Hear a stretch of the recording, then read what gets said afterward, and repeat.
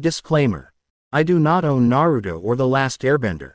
Bodyguard of Azula. Location. Ba Sing Se. The drill made its way towards the outer wall, the sides protected by Fire Nation tanks. The sections collapsed and elongated, like a caterpillar or a snake moving. As it moved, it was stabilized by metal poles jutting out into the ground. As the drill got closer to the wall, the command tower rose, allowing those inside a better view. Inside the tower sat the princess of the Fire Nation as well as her two friends.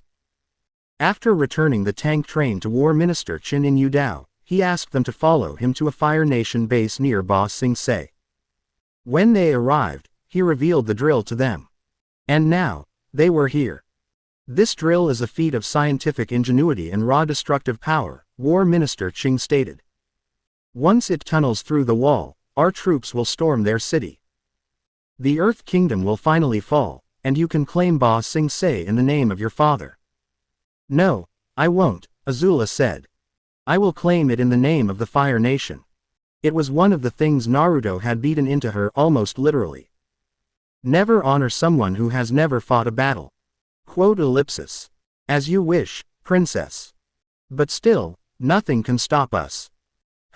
What about those muscular guys down there? Asked Ty Lee as she looked through the scope.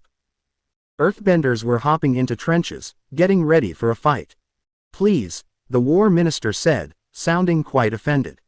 The drill's metal shell is impervious to any earthbending attack. He tapped the scope to emphasize his point, surprising the acrobat. Oh, I'm sure it is War Minister Chin, Azula told him. But just to be on the safe side, Mai and Ty Lee, take the earthbenders out. Mai stopped twirling her knife. Finally, something to do, she said as she got out of the chair.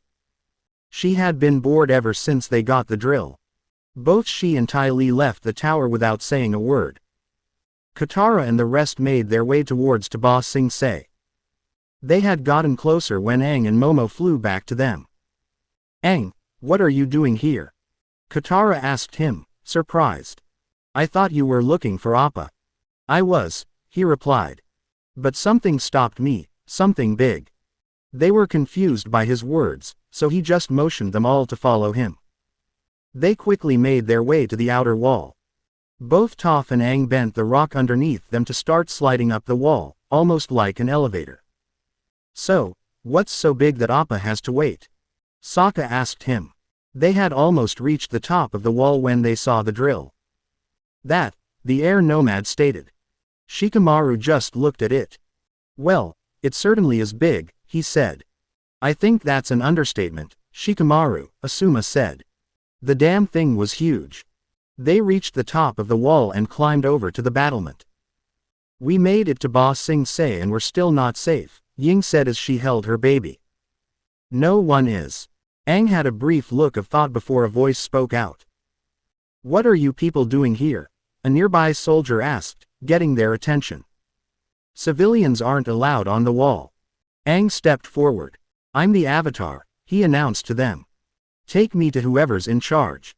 Well, what do ya know? Shu Yi said.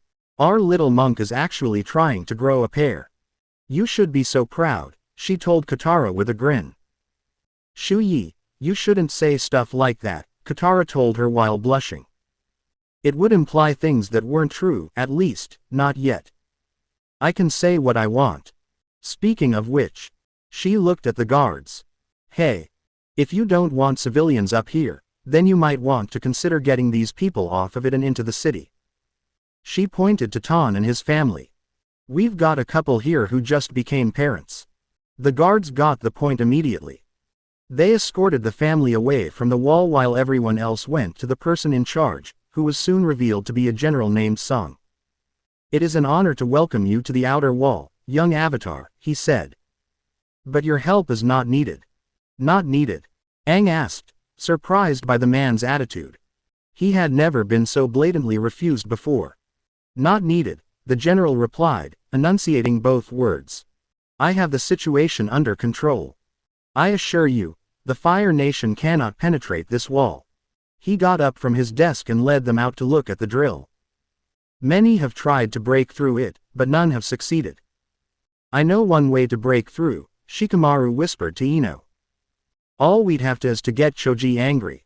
That's not funny, Shikamaru, she replied. It was always in their best interests to never let Choji get angry. Once he did, there was no stopping him, not without some injuries. What about the Dragon of the West? Toph asked the general. He got in. That had been the only kind of talk in her home when it happened. The general faltered slightly, recognizing the truth of her words. Technically yes, he admitted. But he was quickly expunged. Nevertheless, that's why the city's named Ba Sing Se. It's the impenetrable city. They don't call it Na Sing Se. He laughed at his own joke. That means, penetrable city, he explained when he realized that no one was laughing with him. Probably should have called the penetrable city, Asuma stated. Excuse me? He asked, unsure of what the foreigner meant. Nothing's impenetrable, Shikamaru clarified. A shinobi knew that lesson quite well. All they had to do was find one way in. That was it. This city is, the general told them, certain of what he said. And so, you are not needed. Thanks for the tour, Toph said. But we still got the drill problem. Not for long, he told her. To stop it, I've sent an elite platoon of earthbenders called the Terra Team. They were some of the best troops the outer wall had to offer. That's a good group name, very catchy, Sokka commented. You know, we really need a good group name, he thought. They watched as the Terra Team moved to attack. They bent the earth to send one of the tanks skyward so they could get through. Ready. Attack, ordered the team leader. They split off into groups and bent the earth to jut out columns to stop the drill from moving. It didn't work as the sections moved forward, destroying the columns. It showered the team with rocks. After being momentarily distracted, the team bent up shields of stone to avoid a barrage of knives. The knives had been thrown by Mai, who was sliding the side of the drill with Ty Lee. The acrobat leapt off the drill and then leapt into the air in a high front flip to avoid a rock line. She landed behind one of the soldiers. After dodging a few of his attacks, she hit points on his body, making him collapse. She flipped over to land in the middle of the rest of the team and taking them effortlessly. Soon enough, she was surrounded by the fallen Terra Team. We're doomed. General Sung wailed after watching the events through a telescope. Thanks for stating the obvious, Shikamaru drawled. Sokka smacked the general on the cheek. Get a hold of yourself, man, he ordered. Now was not the time to panic. You're right, I'm sorry, he apologized while rubbing his cheek. Maybe you'd like the Avatar's help now? Toph asked pointedly.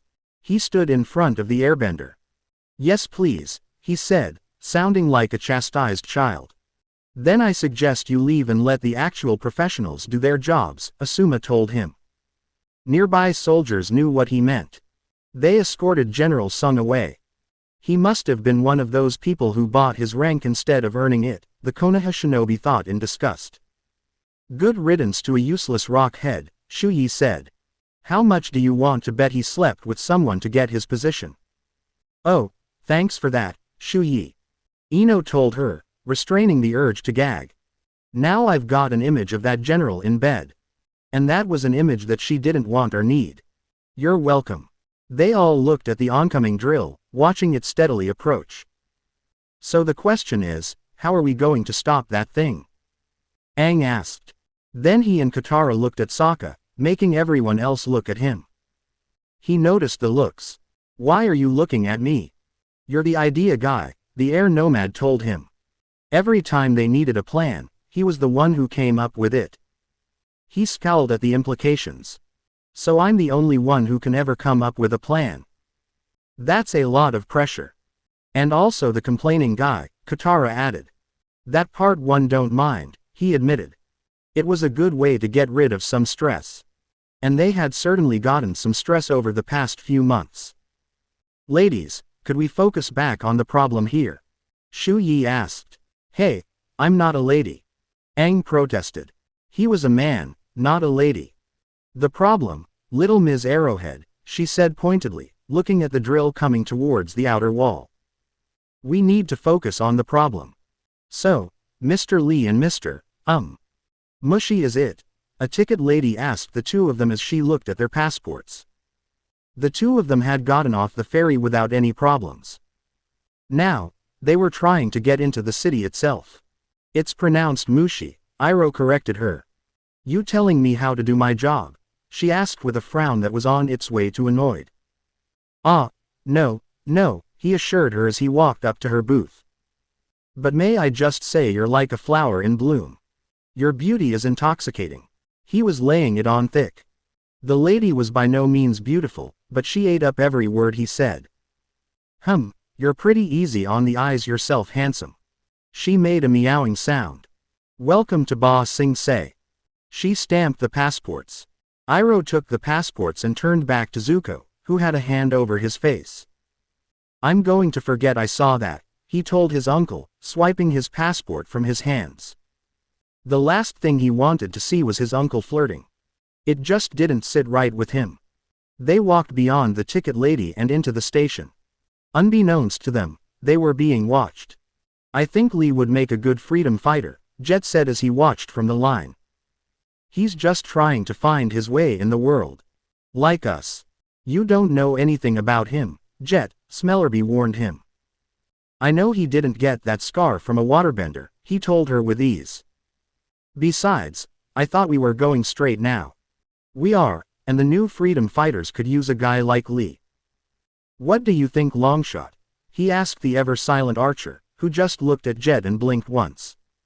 I can respect that, he said. The Terra team had been moved back onto the wall and into a nearby infirmary.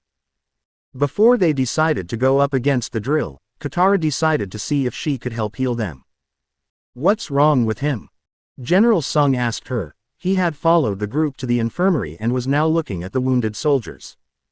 He doesn't look injured. His Kai is blocked, Katara told him as she tried to heal the soldier. Who did this to you?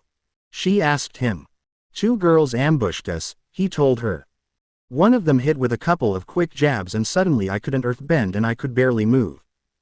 And then she cartwheeled away. It was that last part that got Katara's attention, which in turn made her realize who the attacker was. Tai Li, she said, remembering the acrobat. She doesn't look dangerous, but she knows the human body and its weak points. It's like she takes you down from the inside. But where she is, the Fire Nation princess is, Shikamaru said.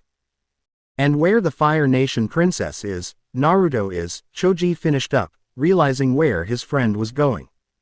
So, we have an opportunity here, Ino said. If they followed the acrobat back to Azula, they would find Naruto. Indeed we do, Asuma agreed. What are you guys talking about? I'm really confused here, Shuyi said with a puzzled expression. Same here, Toph said, raising her hand and waving it slightly. She knew who Naruto was, like she was ever going to forget what happened at Tuzin, but she failed to follow the logic of the shinobi. They're saying that neither Azula nor Naruto know we're here, Sokka explained. And because of that, they have an opportunity.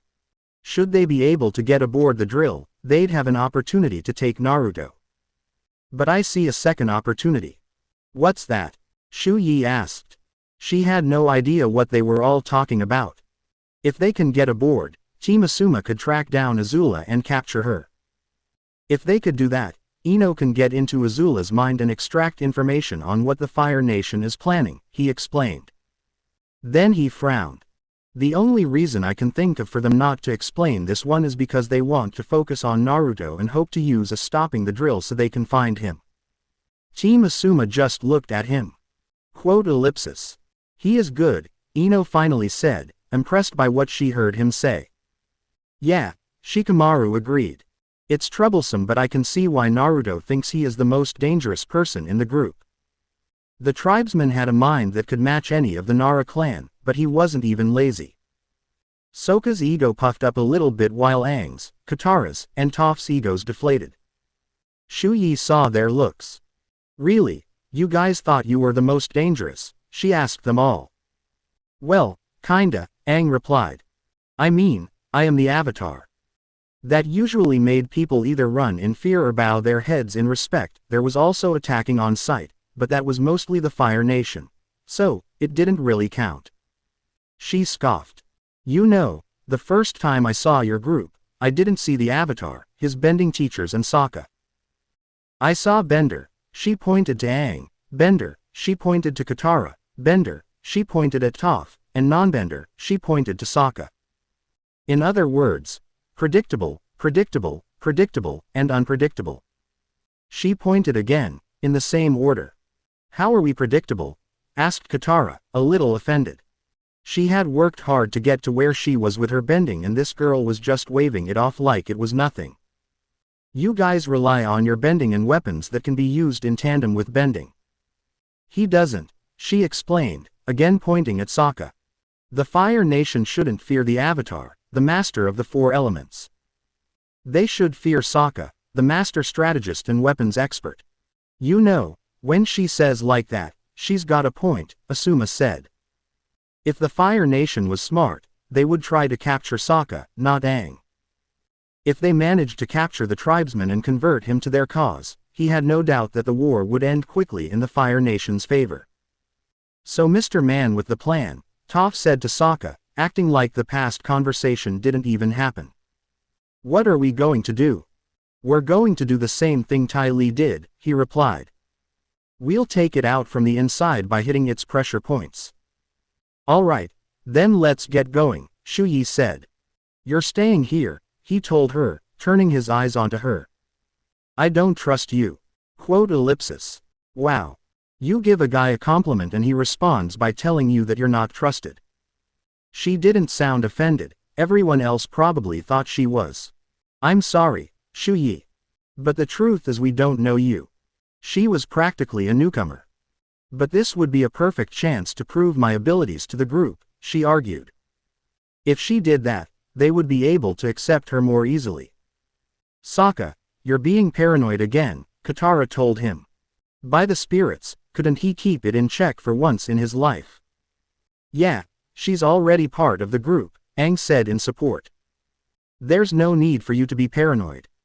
The two of you seem to forget that the last time you told me to stop being paranoid, we practically turned a potential massacre inside a Fire Nation colony into a battle that ended in a Earth Kingdom massacre, he said, silencing them. He turned back to Shu Yi and looked her in the eyes. But maybe I am being too paranoid, so I'll rein it in. Does that mean I'm joining you in the drill? She asked, hopeful for the chance to help them. She grinned, happy that she was accepted. You gotta learn how to trust people, Ice Chewer. He frowned. I'm going to ignore that insult. He turned to the rest. We need to get down to the ground. Leave that to me and Aang, Toph said. They were brought down the same way they had come up. The soldiers on the outer wall kept large slabs of rock for just that purpose. Once they made it to the ground, they got into a trench so that the drill couldn't see them. Toph, can you give us some cover? Asuma asked the blind earthbender. Yes, I can. But once I whipped some up, you're not going to be able to see. So, stay close to me. She leapt out of the trench and bent a huge dust screen towards the drill. Run, she ordered as they charged into the dust. Ty Lee looked through the scope. Hey, look at that dust cloud. It's so poofy, she said. Poof, she also said, trying to be cute. Don't worry, Princess, War Minister Chin assured her. I'm sure it's nothing. Maybe, but you never took lessons from Naruto, she replied. So, you think it's something else? Mai asked her. She shrugged. We'll have to wait and see. They made their way towards the drill. When they got close, Toph bent a hole in the ground. Everyone into the hole, she ordered. They all jumped in and she bent the hole closed, leaving them in complete darkness. Wow, it is really dark down here, Choji commented. You can't see a thing, Ino agreed with her teammate. Oh no, what a nightmare, Toph said in mocking horror. Sorry, the two shinobi apologized. They had forgotten that she was blind. Toph bent the hole to form into a tunnel and moved forward. When they came out of the tunnel, they were directly under the drill. There, Sokka said, pointing to an opening in the drill. Aang up onto a bar and hung from his legs.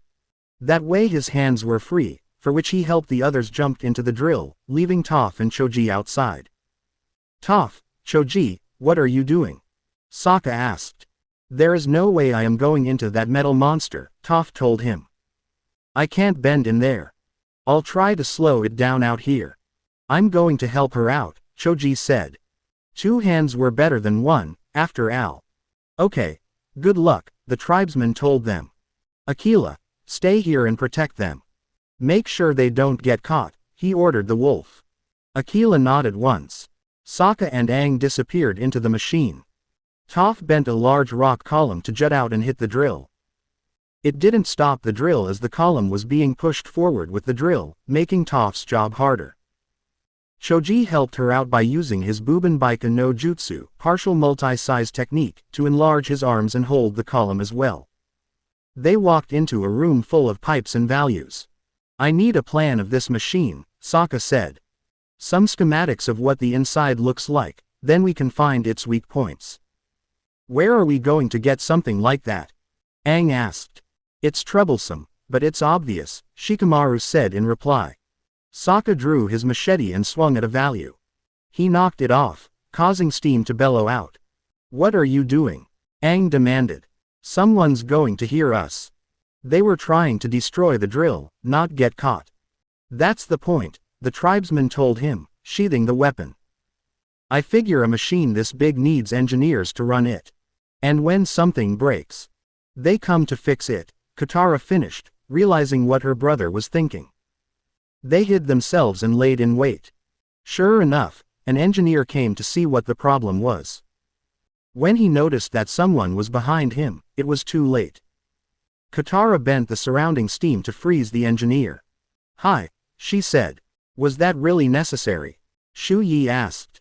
She did not need to greet the engineer before freezing him. Really, what was the point? Sokka ran up to the frozen engineer. This will do. Thanks, he said after grabbing the engineer's copy of the schematics. They made sure that there was a good amount of distance between them and the frozen engineer as they left him. After climbing up a staircase, he opened the schematics on a nearby pipe. It looks like the drill is made up of 2 main structures, he noted. There's the inner mechanism where we are now in the outer shell. The inner part and the outer part are connected by these braces. He drew his hand around said braces to emphasize his point. If we cut through them, the entire thing will collapse. Lead the way, you crafty ice chewer you, Shu Yi said. Will you stop calling me that? That was getting really old really fast. Nope, this is what you get for not trusting me, she replied with an easy grin. His sigh was equal parts annoyed and defeated. Let's just get moving. He rolled up the schematics and led them away. Zuko and Iroh were waiting for the monorail to come in through the station. Jet came over and sat down next to Zuko. So, he began, you guys got plans once you're inside the city. Get your hot tea here. Finest tea in Ba Sing Se, a tea merchant called as he pushed his cart through the station. Oh. Iroh waved the merchant down. Jasmine please. The merchant poured him a cup and left to find another customer. Iroh took 1 sip of the tea and spat it out in disgust. Coldest tea in Ba Sing Se is more like it. What a disgrace.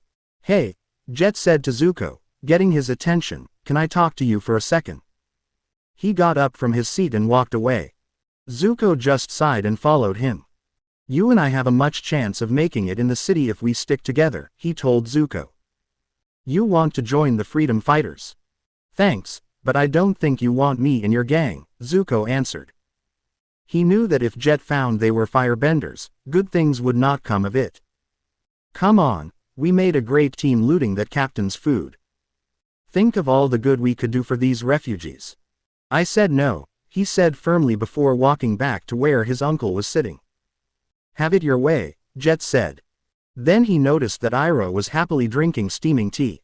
His eyes went wide when he realized what that meant. Zuko had reached his uncle when he turned back to look at Jet glaring at them before walking away. He then noticed the same thing Jet did. Agni help us, he silently swore. They did not need this right now. Hey. Iroh protested as his nephew slapped the tea out of his hands. "What are you doing firebending your tea?" he demanded in a hushed whisper. "For a wise, old man, that was a pretty stupid move." "I know you're not supposed to cry over spilt tea," Iroh said before sniffing at the tea. "But that's so sad." When they walked out to the outer shell, the first thing they saw was one of the braces. "Wow," Sokka said. "It looks a lot bigger in person than it does in the plans. We're going to have to work pretty hard to cut through that." "What's this stuff?" Katara asked him. "Aang and I are going to do all the work." "Hey, you said that I'm the plan guy, which means you're the cut stuff up with waterbending guys," he told her, using his arms to emphasize his point. "It's the team we're Team Avatar." "Catchy," Shu Yi commented. She liked it. Could be a little better, Shikamaru argued. It sounded like they belonged to a shinobi team. "Is it any worse than Team Youth?" Ino asked her teammate, reminding him of what Guy wanted to originally call his team. They had been told the story by Asuma back in their genin days. Katara uncorked her pouch and bent the water inside towards Aang, making a cut in the brace. Aang caught the water and bent back to Katara, deepening the cut. They repeated this action, making the cut deeper and deeper. But it was also tiring work. When they were halfway through the brace, they stopped to take a breath. "This is taking too long," Ino noted. "And this was only the first brace. You got any way of making this faster?" Shu Yi asked. "She doesn't. But I do," Asuma said. "Katara, Aang, step back." He pulled out his chakra blades, trench knives with knuckle duster handles, and began to channel his futon chakra through them. "Heen, flying swallow," he said, slicing through the rest of the brace, the blade cutting through the metal almost like butter. The top part of the cut brace slid down a little bit, making a squealing sound as it did. They waited, but nothing happened. The drill was the same. "At this rate, we won't do enough damage before the drill reaches the wall," Katara said as she panted. "I don't know how many more of those I have in me," Aang said from the other side of the brace, sitting on his rear. "Funny, it didn't seem that hard," Shu Yi said. "You're not the one who's bending the water to cut through the brace." "You didn't even finish cutting said brace, Arrowhead." "Asuma did that," she retorted. Before Aang could reply, they all heard a groaning sound echoing through the drill. The drill also vibrated as the sound continued. "Did you hear that?" Sokka asked them. "We took it down. We better get out of here fast." They all ran to the doorway they came through and stopped when they heard a voice over the intercom. "Congratulations, crew," War Minister Chin's voice spoke out. "The drill has made contact with the wall of Ba Sing Se. Start the countdown to victory." They heard cheers coming from the intercom as they looked at each other. "What a drag," Shikamaru said. "Is that all you can say at this point, Shikamaru?" Asuma asked his student. "It's too troublesome to say anything else." Sokka marched right back to the brace and began to push against it. "Come on, brace. Budge," he ordered the thing, but it wouldn't move, despite all his efforts. "Yeah, that's going to work," Shu Yi said sarcastically. "Keep it up, Ice Chewier. Keep it up. Hey, help me push or shut up."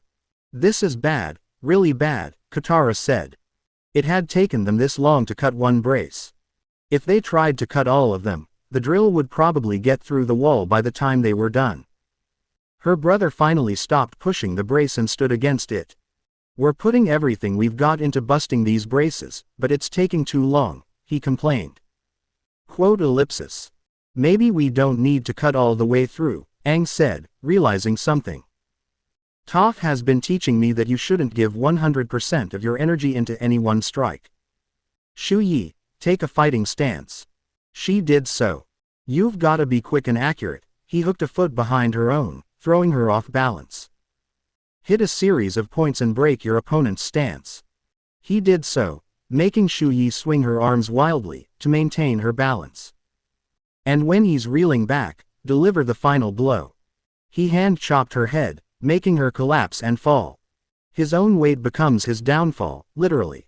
"Was that for the arrowhead comments earlier?" Shu Yi asked from where she fell. "If it was, I'm not apologizing for it. So, we just need to weaken the braces instead of cutting all the way through, Katara said in realization. Then I'll go to the top of this thing and deliver the final blow, the air nomad replied, pointing upwards. And then it all comes crashing down, Sokka said, getting the picture. Aang was about to say something but Shuyi cut him off. I know you're probably going to say that the entire world is relying on us to stop this thing or something like that, so just save it and get to work, she told him from where she lay. Better yet, save it and help me get up. Need a hand? Shikamaru asked her, holding out said hand. She took it and stood up. Anyway, I can help you with the braces. Asuma held up a chakra blade to show what he meant. It should save us some time. Both Toph and Choji were still trying to slow the drill down, but it was tough work. Come on. Twinkle toes, hurry up. Toph grated out as she held the column. Don't worry, Toph. They'll come through, Choji reassured her. Aquila just made sure that they were alone beneath the drill, keep a constant eye. They went to work. Aang and Katara worked on one side of the drill while Asuma worked on the other side. Even though the two benders were working together, they took the same amount of time Asuma took cutting through a brace.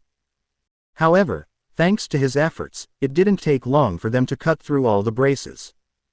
Seriously, boulders? Asked one of the soldiers in the command tower as he looked out the window at the outer wall. Earth Kingdom soldiers were hurling boulders via bending down at the drill. How stupid are these rock heads? He demanded. That's enough, soldier. War Minister Chin ordered. Focus on your job. Yes, sir. War Minister. A voice over the intercom called out. An engineer was ambushed. His schematics were stolen. War Minister. Another voice over the intercom said, a brace on the starboard side has been cut clean through. It's sabotage, sir. Although he didn't turn to see it, the war minister knew that Azula was glaring at him. And you thought it was nothing, she said, irritated. My apologies, princess, he had nothing else to say. Let's go, ladies, she told Ty Lee and Mai. They left the tower before anyone could say anything. The last brace was being worked on by Aang and Katara. Asuma had already finished his portion of the braces, so he stood nearby. Good work, Team Avatar. Now Aang just needs to duke, shouted Sokka as he avoided a blue fireball flying over his head. Azula stood on a higher brace opposite of them. She bent another fireball at Aang, who ducked out of the way of it. Wow, Azula, you were right, Ty Lee said, standing next to her.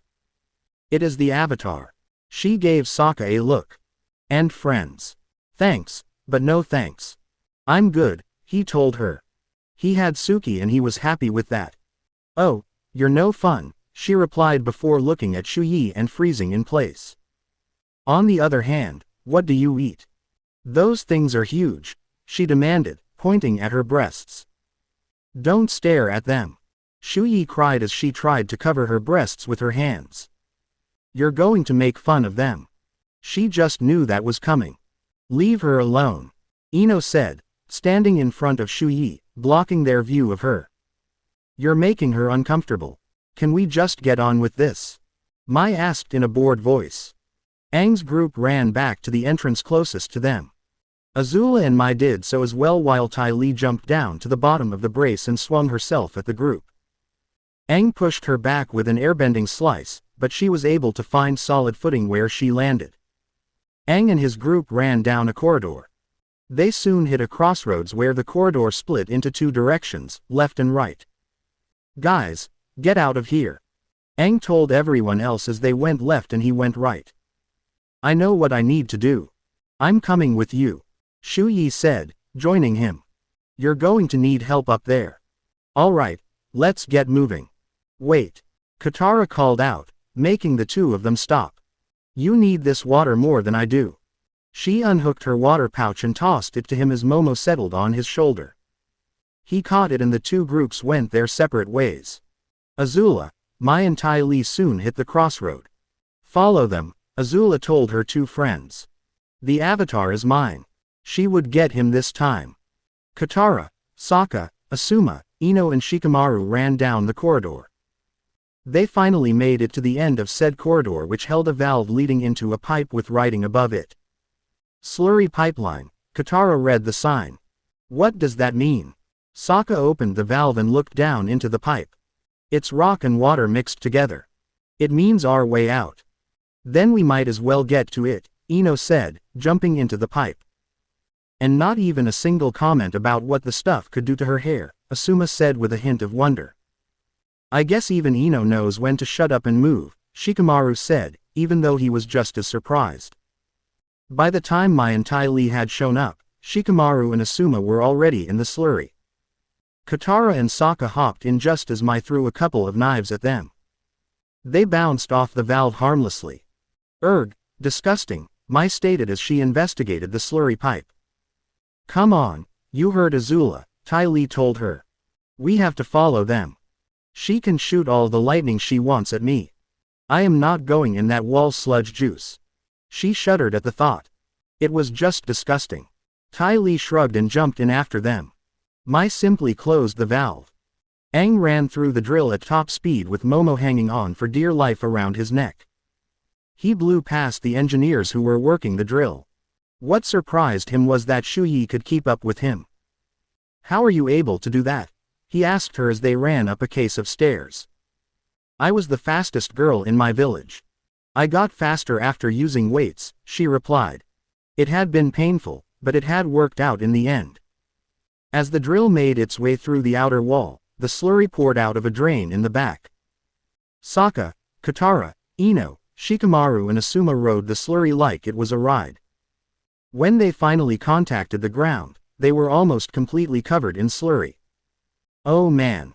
My hair! Cried out Ino, her long hair covered completely in the muck. Do you know how long it's going to take to get this stuff out? And there's the hair comment, both Shikamaru and Asuma said in perfect unison. They weren't surprised that she had said something like that. Shut it, you two, she snapped at them. As they stood up from where they had landed, they saw that Ty Lee was coming out of the drain as well. Katara reacted quickly by bending the slurry back into the hole from where it was coming from, taking Ty Lee with it and trapping her in the current. Why don't you try blocking my Kai now, circus freak? Katara told the acrobat. When the acrobat heard those words, she became enraged and tried to fight against the slurry, but to no avail. Katara, keep that up, Sokka told his sister, realizing something. The pressure will build up in the drill. Then when Aang delivers the final blow, it'll be ready to pop. She just gritted her teeth and continued to keep the slurry contained. Aang, Momo, and Shu Yi had finally made it to the top of the drill. They crossed the length of it until they reached a spot close to the wall. This looks like a good spot, you two, Aang told them. Then you might want to get to work, Shu Yi told him pointedly. It was then a barrage of boulders fell down upon them. They all frantically dodged the boulders so that they wouldn't be crushed. Hey! Watch where you're throwing those things. You almost killed me with that last one. Shu Yi yelled up to the wall.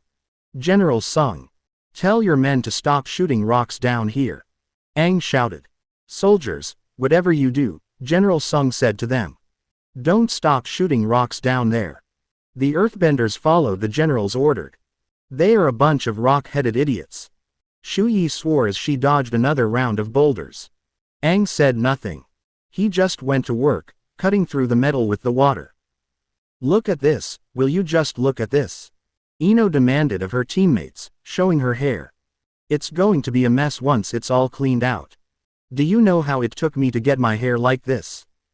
Yes, we do, Shikamaru replied. You dragged us along on your hair care shopping sprees. He looked over at the waterbender. Hey, Katara, if I asked nicely enough, would you spray Ino with more slurry? Don't make me hurt you, Shikamaru, Ino warned him. You guys need some help. Toph asked as she, Choji, and Aquila arrived. The earthbender had felt their arrival and abandoned the column to join them, the other two joining her. Toph, help me plug up this drain. Katara told her. The two benders worked together to send the slurry back further the drain, taking Ty Lee with it. It also made the pipes in the drill bulge almost to the point they were about to burst.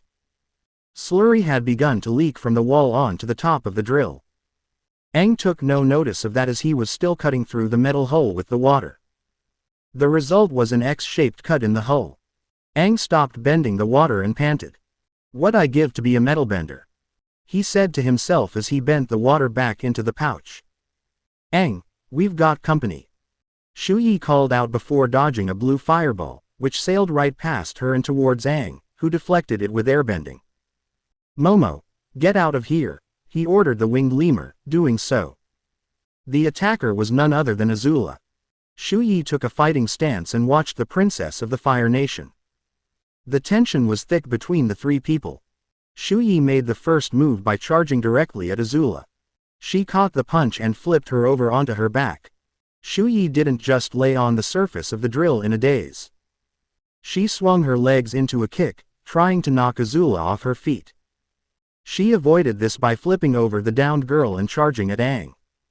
She hesitated when another barrage of boulders began to rain down. Aang took advantage of her hesitation by grabbing one of the boulders via airbending and throwing it at her.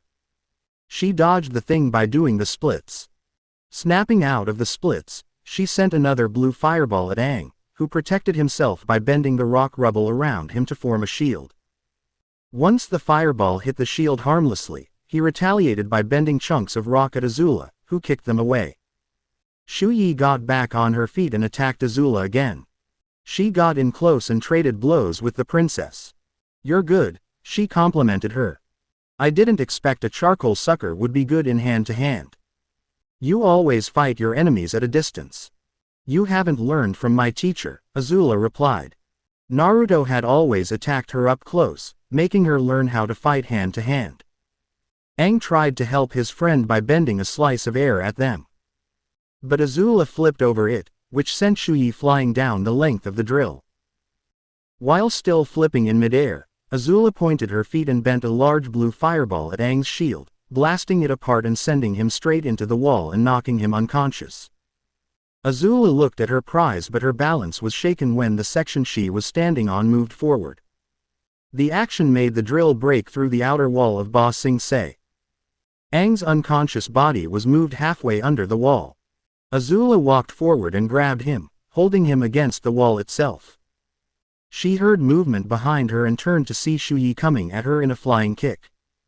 She caught the kick effortlessly with one hand and threw Shu Yi back down the length of the drill. Aang regained consciousness as Azula held fire in her hand. Realizing what she was about to do, he bent the outer wall to cover his right arm into a rock gauntlet. As Azula was about to strike him, he caught her arm and pushed it away. He then grabbed her midsection and pushed her back, sending her skidding across the drill. He took an earthbending stance, and she charged him, blue fire blazing in her hands, giving her additional speed. As they were about to clash, the backed-up slurry burst out of the hole in the wall, surprising Aang and sending him to his knees. It caused Azula to stumble and slide on the slurry. Aang tried to stand up again but slipped and fell back onto his knee. Looking up, he saw Azula run into him. It sent them slamming into the wall and then sliding down opposite sides of the drill. Azula slid down on her stomach and tried to stop her sliding by planting her feet on the side. Eventually she stopped sliding but also got a little stuck due to the slurry she had on herself. Aang slid backwards down the drill, his rock gauntlet breaking away in the process. He tried to stop himself, but due to him being on his back, he couldn't get a grip. Momo came to his rescue by flying down to him, grabbing the back of his shirt, and lifting him back onto his feet. Swinging his arms wildly, Aang ran back to the side of the drill using airbending. He landed safely on the top of the drill. "Thanks Momo, I owe you one," he told the lemur. Shu Yi joined him. "You know, you might want to take care of the drill before the charcoal sucker gets back up here," she pointed out. Aang nodded in agreement. He made his way back to the cut in the metal. "Now all I need is a," he began to say before a boulder slammed down next to him. "Actually, that is what I needed for once." "Nice timing," Shu Yi commented as she looked up at the outer wall. She could have sworn she saw one of the soldiers waving down at them. Momo flew off Aang's shoulder as he moved the boulder onto the cut with airbending. He then turned the boulder into a rough shape of nail. "Shu Yi, stand behind it," he told the girl. As she did so, he backed up a little and took a runner starting position. He took off. After taking a few steps, he bent an air scooter to stand on. He ran up the wall, as far as the air scooter could take him. Once the air scooter faded away, he continued running up the wall. When he felt gravity taking hold of him, he turned and with a yell of effort, ran back down the wall, using airbending to full effect. Azula had managed to climb back to the top of the drill in time to see Aang running down the wall. He leapt for the rock nail and she tried to stop him with a fireball, but she missed. Aang landed on the nail hard, like he intended. He also bent a wide stream of air in front of him, making Azula fly away. The nail had the intended effect. The braces that had been cut through broke apart, allowing the slurry to flood in. The drill sections had slurry explode into the air and leak down the sides. "Here it comes!" Toph cried out. She bent the area of earth they were standing on up into a big pillar. Without Katara or Toph stopping the slurry, it flowed freely out of the drain, bringing Ty Lee along with it. Unable to stop herself, she slammed into the pillar. The drill finally stopped moving as the sections broke down, allowing steam to hiss out in large quantities. Aang just stood on top of the nail, once again covered in slurry. As he wiped his face clean, Momo landed on his shoulder and began licking the slurry. "You know, you should be glad that I am not a high-maintenance girl," Shu Yi said. She too was covered in slurry. "Otherwise, I would be complaining right now." "Sorry about that," he apologized. She shrugged. "Well, at least the rock had got some of it." She pointed to the top of the wall. The slurry had spread up to the battlements. Although he was small, they could see General Sung had also been covered in slurry. "I'm just bummed they didn't get some." She pointed to the command tower. Even though slurry covered the tower, the windows were still intact, so those inside were safe. "We should meet up with the others," Aang said. "Might as well." They quickly left the top of the drill to get back with the others. Ty Lee sat up and spat out the slurry that was in her mouth and wiped the slurry from her eyes. Looking around, she saw that the pillar she had run into had disappeared and the Avatar's friends, including the cute guy from the Water Tribe, had left already. Hearing a noise, she saw that Azula was sliding down the rear ramp above the slurry drain. She leapt off and landed in front of Ty Lee, splashing more slurry on her. A valve opened to reveal Mai. "We lost," she stated. As Ty Lee cleared her face again, she saw Azula was smirking. "No, we didn't," she told them. "Mai, go tell War Minister Chen that the primary goal has been accomplished." "What do you mean?" "The drill was destroyed," Ty Lee said. Lesson number 6. "The best way to get in silently is to make a loud distraction," she recited. "What does Naruto's lessons have this?" Mai asked. Lesson number 7. "If you can't go through, you have 3 other options: over, under, or around." Realization dawned on her friends. "So that's what the message was about," Ty Lee said. A clone of Naruto had shown up just before the drill had begun its crawl to the wall. It passed a message to Azula that had sounded cryptic to them, until now.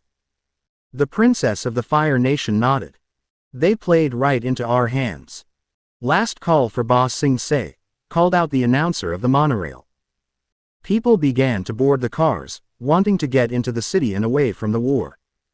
Jet walked through the station with his freedom fighters behind him. "Jet, relax," Smellerby told him. "So, the old guy is into hot tea, big deal." She didn't see what the problem was. "He heated it himself," Jet declared, remembering what he saw with a crystal-like clarity. "Those guys are firebenders." Watching Zuko and Iroh board the monorail, they made sure to board as well, just a few cars behind. Meanwhile, Zuko and Iroh boarded the monorail car. They sat down next to a couple who were parents, judging by the infant in the mother's arms. "What a handsome baby," Iroh complimented her, scratching the cloth the sleeping baby was swaddled in. "Thank you," the mother replied, happy to see someone thought so of her newborn. The earthbenders on the end of the monorail began to push on the tracks. The monorail moved out of the station and through the farmland. They stood on the wall, watching the sun set. After getting back into the wall, they managed to get all the slurry muck washed off, a process they were all glad to go through. "Good effort out there, Team Avatar," Sokka said to them all. "Enough with the Team Avatar stuff," Katara replied. "No matter how many times you say it, it's not going to catch on." She was certain of that. "You're wrong about that, Princess," Shu Yi told her. "I already see us as Team Avatar." "Hold on, us?" Sokka asked her, frowning at her. "You're not a member of this team, Shu Yi. I still don't trust you." She was still a stranger in his eyes. "Sokka, she tried to stop Azula from taking me," Aang told him, trying to help her out. "I say she can be trusted. And because you're the Avatar, we should just obey your wishes," the tribesman said with obvious sarcasm. But before Katara could get on his case, he continued. "But I already said I'll try to rein in my paranoia. However, if you show so much of hint of betraying us, you're gone," he warned her, looking straight into her eyes. "Then I'll just have to make sure I don't betray you guys," she told him, holding his gaze. At that point, a man stumbled out of a nearby command post. He was wearing nothing but his undergarments. "Hey! You've gotta help me!" he yelled at the group when he saw Aang and recognized him as the Avatar. "You have to stop him." He moved forward to them, stumbling as he went. "Easy there," Asuma told him, catching him before he fell. "What happened to you?" "Someone knocked me unconscious. When I came to, he was putting on my uniform and was about to head for the stairs when he saw that I was awake. He knocked me unconscious again, this time I came to in a closet. I had just gotten out of there," he explained. "How long do you think you were unconscious the second time?" Ino asked him. "I'm not sure, maybe 10, 15 minutes. Can you describe the person who took your uniform?" Shikamaru asked. They needed all the details. "Yeah, he had blonde hair, blue eyes, and I think he had whiskers on his face," he said promptly. Everyone in the group minus Shu Yi looked at each other, they knew who that was. "Where did he go?" Asuma demanded. The guard pointed to where he came from. "He was heading to the stairs, I swear," he told them all. They all charged in the direction that was pointed and headed for the stairs. They ran down all the flights of stairs and reached the bottom in almost record time. "We've got to look for him. Spread out," Asuma ordered them. They did so, moving away from the staircase entrance to look nearby for the blonde. Unfortunately, their search did not take them long. If we're going to look for a guy in a stolen uniform, that's going to be a little difficult," Shu Yi called out, getting their attention. "Why's that?" Katara asked. "Because I'm looking at said stolen uniform," she answered. They all grouped around her. The stolen uniform was indeed laying there on the ground in front of the wall. It was all cast haphazardly to the ground, like someone had been in a hurry to take it all off. But the implication was clear. The drill was bait, Shikamaru said, realizing what had happened. It was bait for so Naruto to get into Ba Sing Se. We fell for it and now, we don't know where he is or what he's planning to do. It was a chilling thought, to realize that he had been duped. They looked out the farmlands that stretched for miles. "Then we need to get moving," Sokka announced. "The sooner we can deliver the information from Wan Shi Tong's library, the sooner we can plan an invasion on the Fire Nation and also potentially stop whatever Naruto is planning."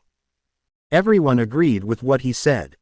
As they made their way to the monorail station that they had passed on the way down, Sokka and Shikamaru shared the same thought. Let the game begin.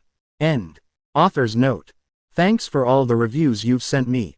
If you think about it, what Shu Yi said does make sense. After a while, benders get a little predictable. Since Sokka's is not a bender, he is unpredictable and thus, dangerous. Now, I've gotten a few reviews that said I've been focusing on Sokka more than Naruto or Azula. I'm doing that now for a reason, which you will soon find out. Next up is Team Avatar and Team Asuma entering Ba Sing Se, only to meet people they did not expect to see in the city. I'll see you all next chapter. Bodyguard of Azula. Location: Boss Sing Se. Team Avatar had stayed the night in the monorail station and taken the first ride out in the morning. The ride was long, but they knew they had to be patient. Katara was the first one to notice. "Look, the inner wall," she said, directing everyone's attention to said inner wall. "I can't believe we finally made it to Boss Sing Se in one piece." "Hey, don't jinx it," Sokka told her. "We could still be attacked by a giant exploding Fire Nation spoon or find out the city's been submerged in an ocean full of killer shrimp." Both Shuyi and Aquila gave him the, "Are you crazy, look. You been hitting the cactus juice again?" asked Toph. It sounded like he had been doing that. "No, that's Choji," he replied, making Shuyi snicker and Choji wince at the memory. "Besides, weird stuff happens to us." And as if to emphasize his point, a large man sucking on some sort of corn plant sat down between them with a very dazed look on his face. "What do you think happened to him?" Ino whispered to Shikamaru. "It's too troublesome to think about it," he replied. "That's your answer to everything." Honestly, he could try to come up with a better answer. Then she remembered that she was talking about Shikamaru of all people. "That's enough, you two," Asuma told them. Aang looked away from the window with a downcast expression. Katara saw the expression and decided to cheer him up. "Don't worry, Aang," she told him. "We'll find Appa. It's such a big city," he replied. "He's a giant bison," Sokka said, joining the conversation. "Where could someone possibly hide him? It couldn't be that hard." They soon got an answer as the monorail passed through the inner wall tunnel and they saw the city for the first time in their lives. "Dear Kami, it's at least 20 times bigger than Konoha," Choji said in awe as he looked the gigantic city, with buildings that were spread out for miles. "Hey, Ice Chewer," Shuyi called out as she stared out the window. All she could see was buildings that seemed to be everywhere. The streets that ran through all of them looked like veins in a body, all stretching and interconnecting. Perhaps it was more like a maze or a labyrinth. She couldn't decide. "What?" Sokka asked back, pulling his face away from the window. He was already resigned to the fact she was going to keep calling him that. "Would you like some help putting your foot in your mouth?" she asked with an innocent expression. "Shut up." He turned back to the window. They soon came into a monorail station where they disembarked. A spectacular view of Ba Sing Se greeted them as they disembarked. "Back in the city," Toph said as she rubbed Momo's head. "Great. What's the problem?" Sokka asked her. "It's amazing." He had never seen anything like it before. But he now knew why it was. The maps always made it quite visible to see. Once you were inside, it was all you could see. "Just a bunch of walls and rules," she answered. "You wait. You'll get sick of it in a couple of days." She knew the truth of it, and they would too, hopefully later than sooner. "Okay, our first order of business is to find some food," Choji declared, patting his stomach. "You had food at the monorail station just before we left," Ino told him. She remembered him scarfing down on the stuff quite vividly. "That was not food," he declared with a harsh expression. "That was fertilizer at best and something a rat wouldn't eat at worst." "That's harsh," Asuma commented. The last time he checked, all food was okay to Choji. The Akamichi didn't judge, he just ate. "You gotta remember, Asuma-sensei," Shikamaru said. "If an Akamichi isn't a shinobi, he's a food critic.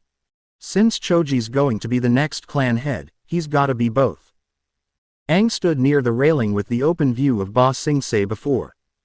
He took out the bison whistle and blew. But nothing responded, like he had thought. "I'm coming for you, buddy," he said to himself. As Katara walked up behind him, he turned his head to her. "He's here, I can feel it." "We've got company," Asuma said to him. The monorail had started up again and left the station. It revealed a woman with an extremely creepy smile on the opposite side of the tracks. She quickly made her way over to the group. "Hello, my name is Judy," she introduced herself in a polite but strange way. "I have been given the great honor of showing the Avatar around Ba Sing Se. And you must be Sokka, Katara, Toph, Asuma, Ino, Shikamaru, Choji, and Shuyi."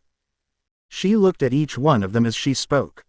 Aquila began to growl and bark at Judy, like he was warning her to stay away from the group.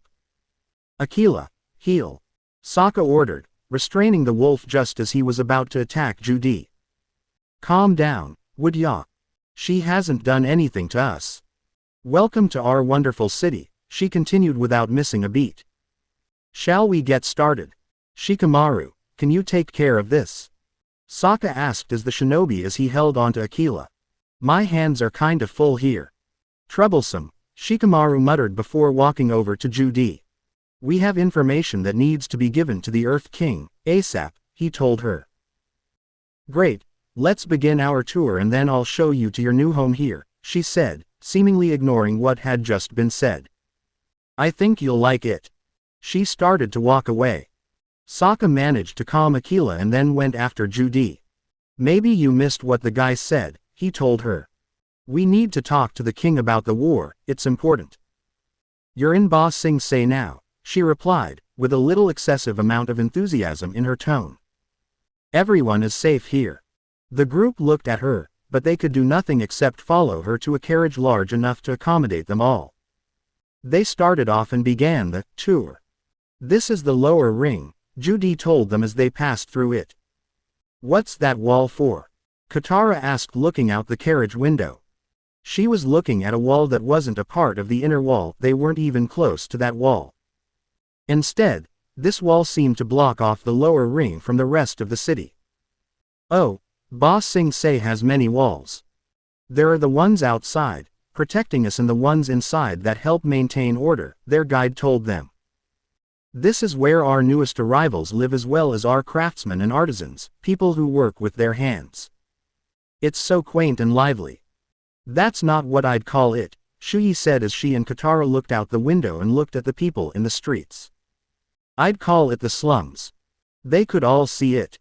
The clothes people wore not their best. In fact, some of it looked like it was a collection of rags sewn together. There were beggars at practically every corner. In the alleyways, they saw men with weapons stare at the carriage with hostile eyes. Well, you do want to watch your step, Judy agreed. That's putting it mildly, Asuma commented. Why do they have all the poor people blocked off in one part of the city? Katara asked. It didn't seem right to her. They all belong to the same city. They shouldn't section people off because of how much money they had. This is why I never came here before, Aang said. I always heard it was so different from the way the monks taught us to live. But that wasn't at the forefront of his mind. He looked out the window, thinking about Appa. In a different part of the lower ring, Zuko was walking down a marketplace. He was soon joined by Iroh, who was holding a vase of flowers.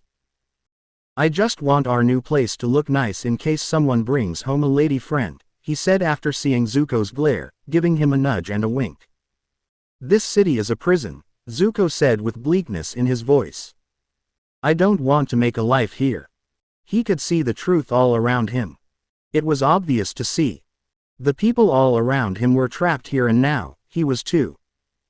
Life happens wherever you are, whether you make it or not, Iroh told him, having a more upbeat attitude about their situation. Now come on, I found us some new jobs and we start this afternoon. They walked on, obvious of who was glaring at them. Look at them, firebenders living right under everyone's nose, Jet said with contempt. If he hadn't seen the tea, he would have missed them too. Jet, you saw a man with a hot cup of tea, it doesn't prove he's a firebender, Smellerby told him as she and Longshot came out of the alley. And what if he is? Are we supposed to attack them? I thought we were starting over here, changing our ways. We are, he assured her. When I get the evidence I need, I'll report them to the police and let them handle it. Okay. He wasn't going to attack them outright. He would wait and watch. This is the middle ring of Ba Sing Se. It is home to the financial district, shops and restaurants, and the university, Judy told them as the carriage crossed over a bridge. They had left the lower ring by passing through the wall Katara had seen. The buildings they were now looking at were better maintained than the ones in the lower ring, but there was still some wear and tear on some of them. Sokka heard the last part and tried to get his point across again. Yeah, we met a professor from Ba Sing Se University. He took us to an ancient underground library where we discovered information about the war that is absolutely crucial for the Earth King to hear, he told the guide. She just smiled the creepy smile. Isn't history fascinating? Look, here is one of the oldest buildings in the middle ring, the town hall on the far side of the city. The carriage stopped and she got out of the carriage. Okay, something's wrong with that woman, Sokka stated. She only seems to hear every other word I say. It's called being handled, Toph told them. She knew from experience what that felt like. She had it with her parents. Get used to it. This is becoming more troublesome than it's worth, Shikamaru stated. Aquila just looked out the carriage to Judy and snarled at her. Jet stood outside a tea shop, looking through the shutters. Inside the tea shop were the two supposed firebenders. Well, you certainly look like official tea servers, the owner of the tea shop told them. How do you feel? Ridiculous, Zuko answered. Both he and his uncle were wearing aprons. If Azula could see me now, she would fall to the floor in laughter, he thought to himself. Iroh struggled to tie the apron strings behind his back without much luck. Does this possibly come in a larger size? He asked. I have extra string in the back, the owner told him as he poured 2 cups of tea. Have some tea while you wait. He left to go get the string, leaving the two with their tea. Zuko just scowled at his tea while Iroh drank his before making a disgusted sound. This tea is nothing more than hot leaf juice, he complained. Uncle, that's what all tea is, his nephew said in a long-suffering voice. They had this conversation before, days before the Avatar had shown himself to the world again. How could a member of my own family say something so horrible, demanded Iroh. We'll have to make some major changes around here. He took hold of the teapot, walked over to one of the windows and threw out the tea. Jet gave a small gasp and moved out of the way to avoid getting tea splashed on him. Figuring that if he stayed any longer, there was a good chance of getting caught, he disappeared into an alley. The upper ring is home to our most important citizens, Judy told them as they passed lavish houses with giant lawns. It almost looked like something out of a dream. Your house is not too far from here. As they rode through the upper ring, the houses and estates disappeared, and they passed a large wall. What's inside that wall? Katara asked, looking out the carriage window. She could see the roof of a building beyond the wall, but nothing more than that. She could also see 3 men standing in a doorway, watching the carriage pass. And who are the mean-looking guys in robes? Sokka asked, seeing the same men. Inside is the royal palace, Judy answered. Those men are agents of the Dai Li, the cultural authority of Ba Sing Se. They are the guardians of all our traditions. She neglected to mention that the agents were watching the carriage like hawks as it went by. Can we go see the king now? Aang asked. He was getting tired of all this. He wanted to get the information to the Earth King and then go look for Appa. Oh no, one doesn't just enter the palace to see the Earth King, she told him, making him feel like a child who asked a stupid question. The members of Team Asuma all shared the same thought. This is getting complicated. It was supposed to be a simple task. Get in, get to the Earth King, and deliver the information. But now, they knew they were being blocked and delayed. Soon afterwards, the carriage stopped, and they got out. Here we are, your new home, Judy said. As the group looked at what appeared to be a modest-looking house, with a simple designed interior, a courier ran and gave her a message. Ino was the first one to enter, followed by Katara and Toph. Shikamaru and Choji waited until Asuma could join them inside. More good news, Judy told them after reading the message. Your request for an audience with the Earth King is being processed and should be put through in about a month, much more quickly than usual. A month? Repeated Sokka. 6 to 8 weeks actually, she clarified, giving them the creepy grin. The group was silent until both Shuyi and Ino broke it in unison. What? They yelled at Judy. There is no need to shout, she replied calmly. Please, let us go inside. She ushered in the rest. Inside was spacious and there were pillows on the floor to sit on. Isn't it nice? I think you'll really enjoy here. I think we'd enjoy it more if we weren't staying so long, Sokka told her. Can't we see the king any sooner? The Earth King is terribly busy running the finest city in the world. But he will see you as time permits. Aang looked out a nearby window. If we're going to be here for a month, we should spend our time looking for Appa, he spoke.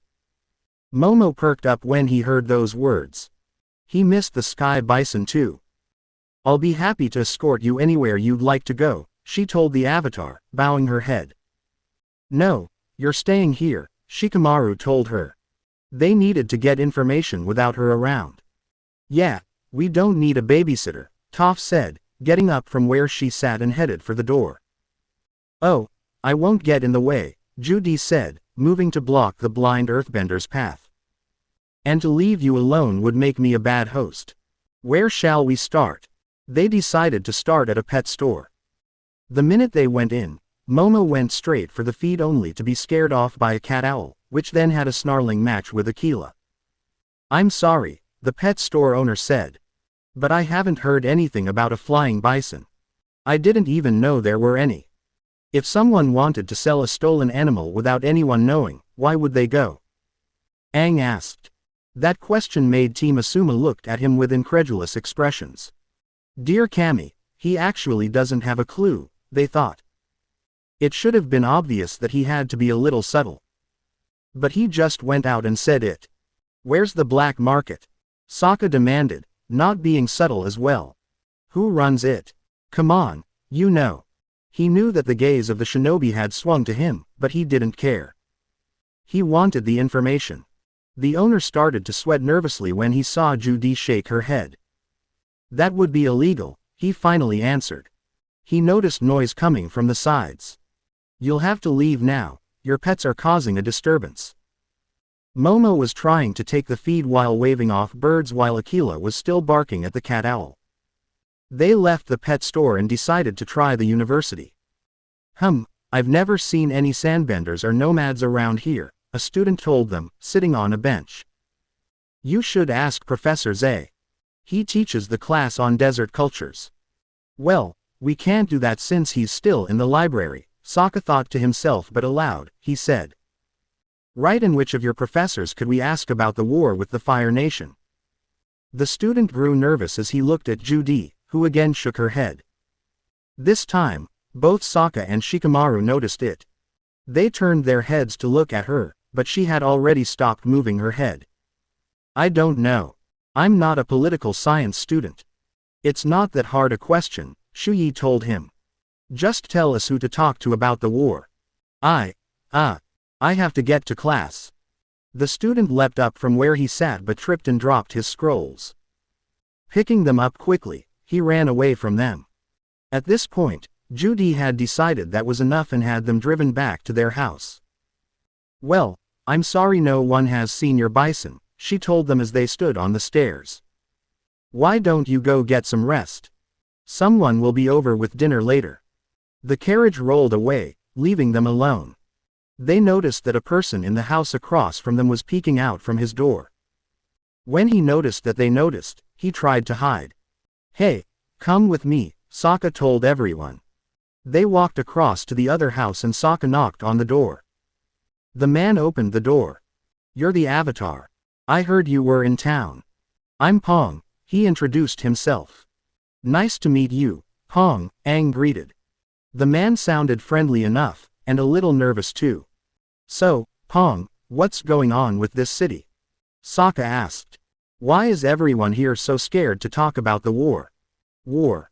Scared. What do you mean?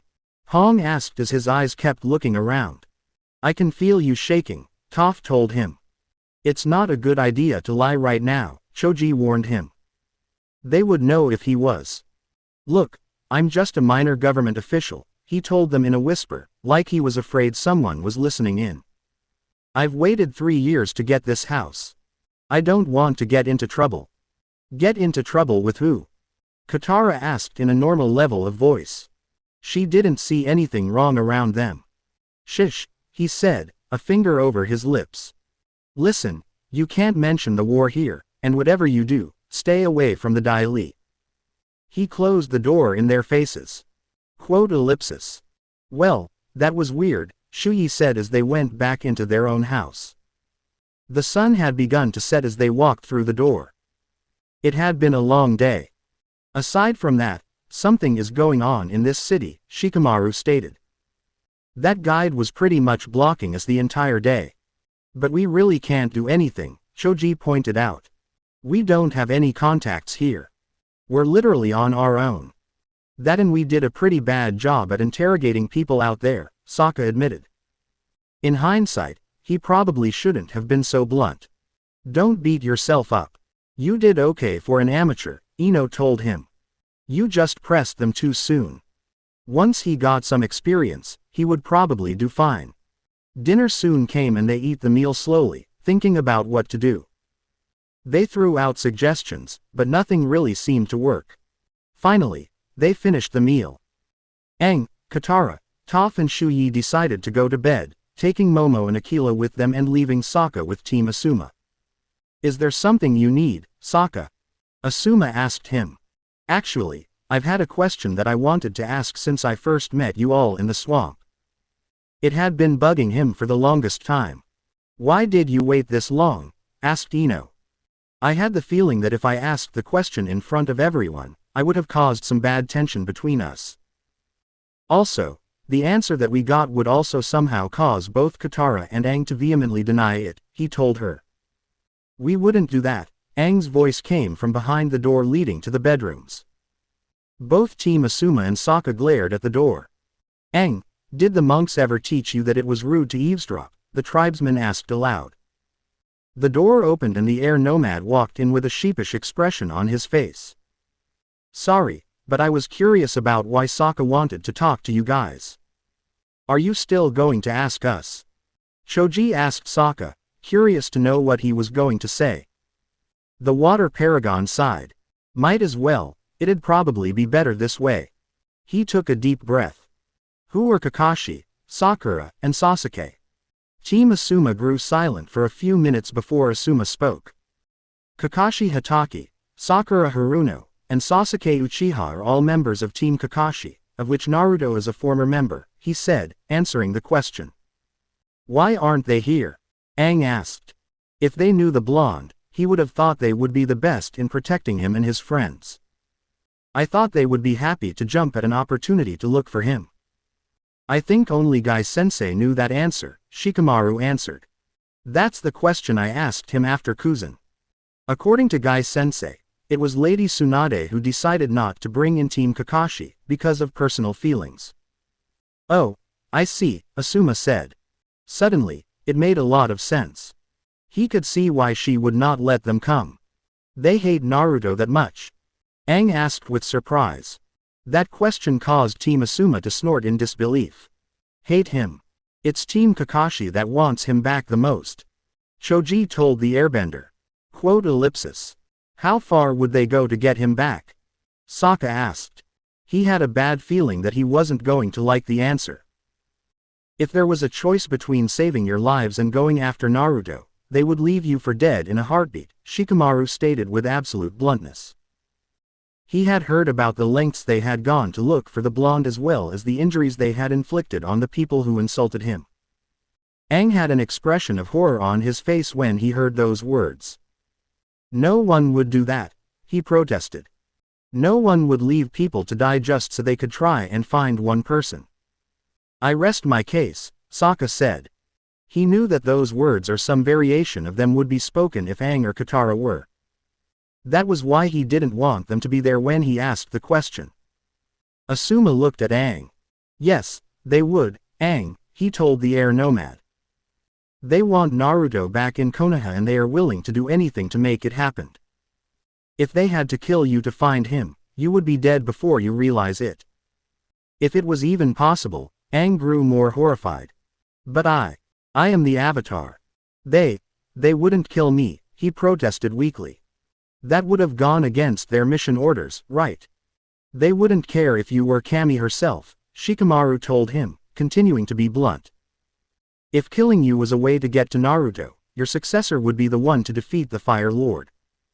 The room was silent until Sokka finally broke it. Perhaps it's best we all get some sleep. Everyone agreed with what he suggested and went to their separate bedrooms. But the conversation still haunted Aang throughout the night, even when he did fall asleep. Jet crouched behind a laundry line, watching Zuko and Iroh in their apartment. "Would you like a pot of tea?" Iroh asked his nephew. "We've been working in a tea shop all day," Zuko told him. "I'm sick of tea." "Sick of tea," repeated Iroh. "That's like being sick of breathing." He looked through the cupboards, looking for something. "Have you seen our spark rocks to heat up the water?" "They're not there," Jet said to himself, his hand holding the same spark rocks Iroh was looking for. "You'll have to firebend, old man." He then noticed that Iroh was leaving the apartment. "Where are you going?" His answer was given when Iroh came back in. "I borrowed our neighbors. Such kind people," he told Zuko. With 2 strikes of the spark rocks, the fire was light and the tea was boiling. "Damn." Jet swore to himself as he left. "I thought that would work." The morning was up and going, as evident by the birds singing. Katara yawned as she walked outside the door.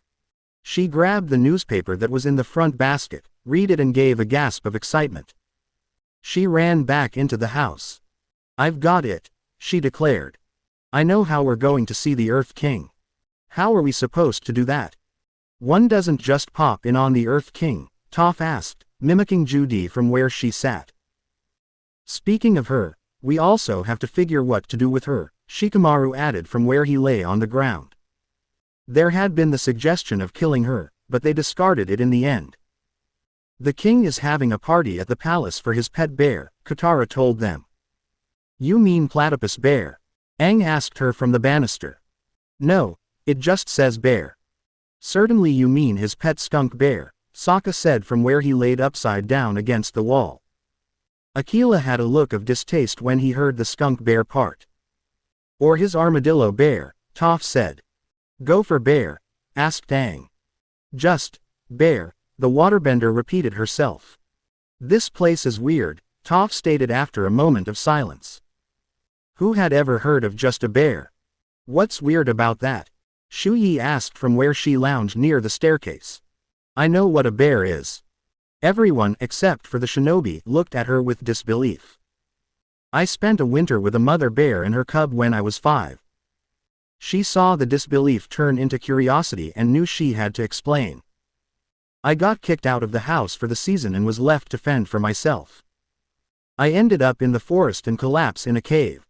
When I came to, I was sleeping next to a bear cub and the mother." She smiled sadly at the memory. "After that winter, they had left and I never saw them again. There are days when I miss that cub. He had this little patch of white fur on his left ear that was shaped like a star. We would always roughhouse when we weren't sleeping or eating. Could we get back to the main subject here?" Katara asked them, excited about her plan. "The palace will be packed. We can sneak in with the crowd." "Won't work," Toph declared as she kicked back and relaxed. "Why not?" asked the waterbender. It was the perfect plan. "Well, no offense to you simple country folk, but a real society crowd would spot you a mile away." "You've got no manners," the blind earthbender told her, picking up a pastry and munching on it loudly. "Excuse me. I've got no manners?" she asked, offended. "You're not exactly Lady Fancy Fingers. Also, we were taught manners," Ino said, gesturing to herself and her teammates. She was offended by the fact that Toph made it sound like she had no manners. "Her idea of manners is probably different than ours," Shikamaru pointed out to his teammate.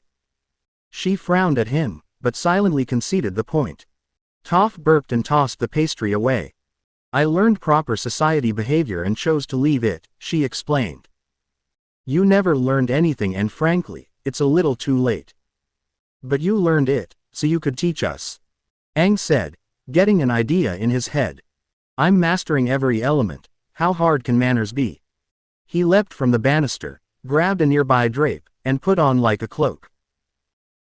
"Good evening, Paragon Sokka, Miss Katara Water Tribe, Mr. Sarutobi, Miss Yamanaka, Mr. Nara, Mr. Akamichi, Chief Akila of the White Wolves clan, Lord Momo of the Momo dynasty, your Momo-ness, he said in what he thought was a civilized voice, bowing to everyone. He kept bowing until he accidentally hit Sokka on the head as the tribesman was standing up. The two of them fell to the ground in a heap. Katara and Shuyi might be able to pull it off, Toph noted as she stood up and walked over to where they were. But you two would be lucky to pass as busboys. No, Sokka said as he untangled himself from Aang. Shuyi stays here. Before anyone, Katara or Aang, could tell him to stop being paranoid, Shuyi spoke up. Oh, trust me, Ice Chewer. I wasn't planning on going. I don't think I would really fit in, and besides. She gestured almost shyly to her chest. Once they start talking about these, I'll be a wreck. We'll stay here as well, Asuma said, joining the conversation. We'll keep an eye on Shuyi and make sure that we're safe. Then let's get to work, Toph said. The rest of the day was spent on shopping and getting ready. The last part Katara and Toph had disappeared into a room alone for. Aang and Sokka started to play a variation on rock paper scissors. Asuma was writing up a mission report and Shuyi was talking to Shikamaru, Ino and Choji. Akila was taking a nap while Momo sat by. Finally, the door to the room where Katara and Toph had disappeared to open to reveal Toph and Katara all dressed up. They held the pose for a few seconds before giggling. Wow, you look beautiful, Aang told Katara as he blushed. Katara was about to respond but was stopped when Toph put her fan in front of her face. First rule when interacting in a high-class society, Katara, never talk to commoners, unless you're asking for something, she told her. They started to walk to the door. We'll get in the party and then find a way to let you through the side gate, Katara said to them. Just be careful in there and for Cammy's sake, don't blow your cover, Asuma warned them. Got it, Toph said. The two left, leaving everyone else in the house. Had they stayed a little longer, they would have seen Momo walking across the floor, wearing a curtain like a cape. Jet stood in an alleyway across from the tea shop and watched as one of the city guards went into the shop. Jet, called out Smellerby as she and Longshot joined him. We need to talk. What? Oh great, it's you guys, he said when he saw them. Where've you been? I could use some help with surveillance here. Look, Jet. We've been talking and we think you're becoming obsessed with this. It's not healthy, she told him. Oh, really? You both think this? He looked over at the archer in their group. Longshot simply put his hand on Smellerby's shoulder, showing his agreement. We came here to make a fresh start, Smellerby told him. But you won't let this go, even though there's no proof. Well, maybe if you'd help me. If they helped, he could find the proof he needed. Jet, you've gotta stop this. Maybe you've forgotten why we need to start over. Maybe you've forgotten about how the Fire Nation left us all homeless. How they wiped out all the people we loved. As he talked, Smellerby and Longshot looked down at the ground as they remembered. If you don't want to help us, I'll get the evidence on our own. Zuko was serving the tea while Iroh poured it. This is the best tea in the city, one of the customers, an off-duty guard, declared. The secret ingredient is love, Iroh told them as he gestured his arms, like he is hugging the tea, or at least, the steam of the tea. As he walked away, Zuko gave him a look. If tea was power, Uncle would rule the world, he thought to himself as he continued to serve the tea. Looking at how many people were in his shop, the owner looked over at Iroh. I think you're due for a raise, he said in praise.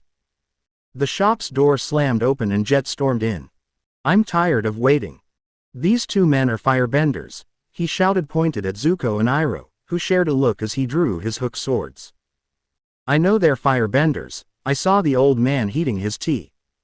Agni. He did see it. Zuko swore to himself, glaring quickly at his uncle. Iroh managed to look sheepish and apologetic at the same time with his expression. The two off-duty guards looked at each other and then back at Jet. He works in a tea shop, the one with Dao swords said, like it was the most obvious thing. He's a firebender, I'm telling you. Jet shouted. The guards stood up. Drop your swords, boy, Nice and easy. Jet didn't listen. He just started to walk towards the accused. You'll have to defend yourself. Then everyone will know, he told Iroh. Go ahead. Show them what you can do. Zuko took that as an invitation. No one threatens my uncle when I'm right here. He walked forward and grabbed the guards' Dao swords, drawing them out of the sheath. You want a show? I'll give you a show. He tested Jet's reaction time by hooking his leg behind a table leg and pushing the entire table at the freedom fighter. Jet sliced the table apart and then jumped over it. When he landed, he swung at Zuko, making him jump backwards onto a table. Jet cut the table in half, and when Zuko stayed on one side of the table, balancing on one foot, he sliced off the table legs. Zuko leapt high in the air before coming back down and swing his borrowed swords at Jet's feet. Jet flipped backwards to avoid the strike. He landed on his feet and charged Zuko again. The two of them swung their swords at each other, continuing the fight. There was a line already lined up in front of the palace. Katara and Toph walked up to the guard who was checking the line. Invitation please, he said. I think this will do, Toph said, holding up the Bifong seal. The guard wasn't impressed with what he saw. No entry without an invitation, he told her. Step out of line, please. Look, the Pangs and the Yum Soon Hans are waiting in there for us, she replied, putting the seal away. I'm going to have to tell them who didn't let me in. Step out of line please, the guard repeated, pointing his finger. The two of them did so. They saw a carriage coming up to the entrance. A man got out of the carriage and began walking to the entrance. When Katara saw nearby guards bowing to the man, she got an idea. She grabbed Toph and made her way over to the man. Sir, she began. I'm sorry to bother you, but my cousin lost our invitations. She's blind, she whispered the last part before speaking normally. Do you think you could help us? Our family's inside and I'm sure they're very worried. His eyes gazed over them before a warm smile. I am honored, he said with a small bow of his head. Is something the matter? A quiet voice, almost hoarse if someone felt nasty, asked from behind them. The man turned and Katara and Toph saw who was talking. Behind the man stood three people that were about the same age as Ino, Shikamaru and Choji. The one who had spoken stood in the middle. He had red hair and light green eyes, almost the same color Toph's eyes had. He wore a crimson coat. When the wind blew, it was shown that he wore dark pants with a pair of laces on each leg, one below the waist and the other beneath the knee. He wore a couple of buckled belts and a gray vest with one strap over his left shoulder. He had a gourd strapped to his back that was held by the vest and the belts. However, the two things that attracted their attention was the fact that his eyes were surrounded by black rings and he had a symbol the color of blood on his forehead above his left eye. The person on the right of the first person was a young woman. She had green eyes and blonde hair, darker than Ino's, which was tied into 4 separate ponytails. She wore a black short-sleeved kimono that had slits along the sides. She also wore black fingerless gloves and a red sash around her waist. She had what appeared to be some sort of iron club on her back. The third person was a young man. What he wore was simple enough. He wore black trousers and a black top with long sleeves, also with a red sash around his waist. He wore a black hood that covered his head and looked like it had cat ears. What was truly odd about him was the fact he wore face paint. It was purple and he had drawn it across his eyes, from cheek to cheek and from the upper lip to his chin.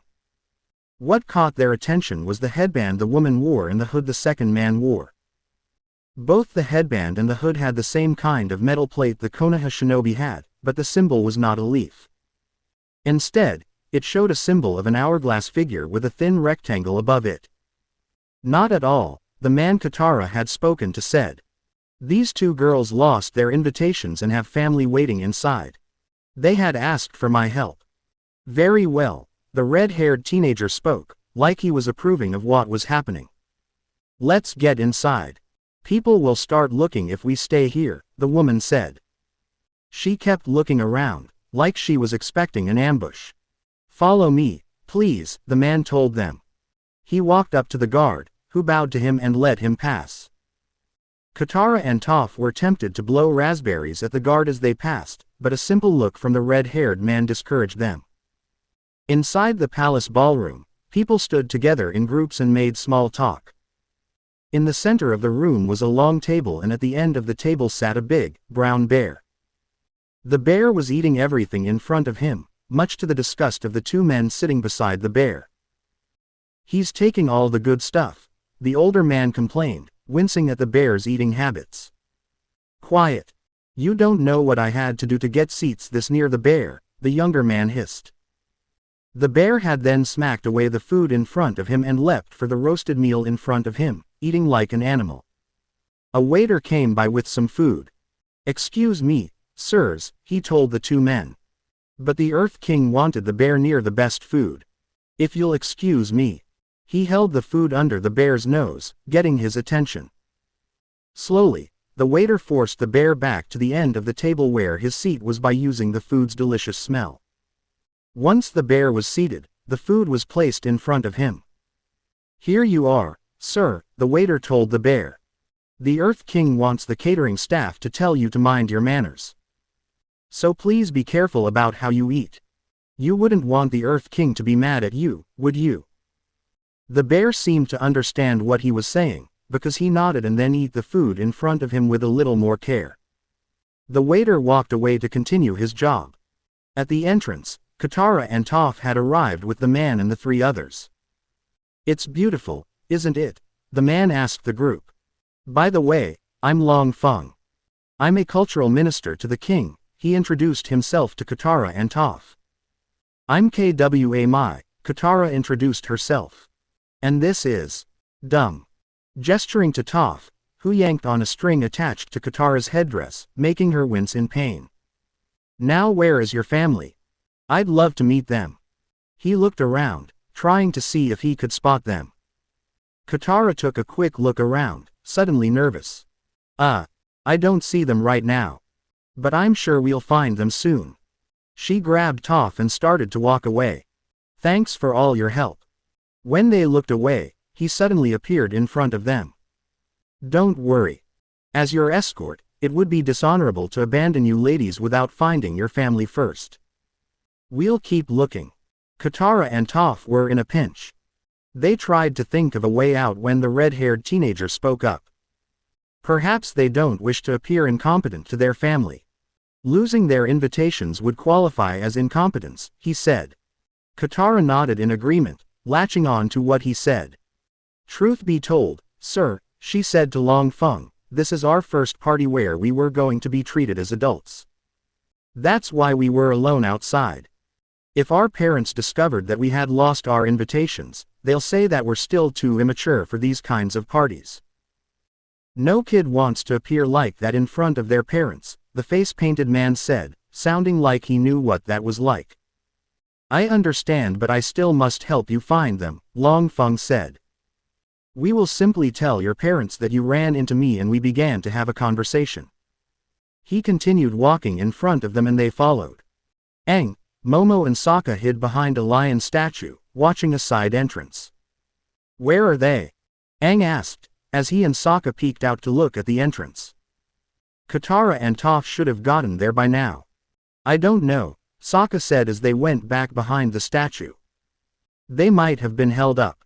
We need to improvise." "What about them?" he asked, looking at a group of busboys. Toph said we could pass as busboys. "Sounds like a plan," the tribesman agreed. "We just have to be careful." The door to the tea shop shattered as Zuko went through it. "That was a kick I didn't expect," he thought as he landed in the street. His opponent had managed to surprise him by kicking him hard in the chest, which sent him flying to the door. Jet went after him and swung his hook blades at him. He managed blocked them using the hilts to stop them from getting closer.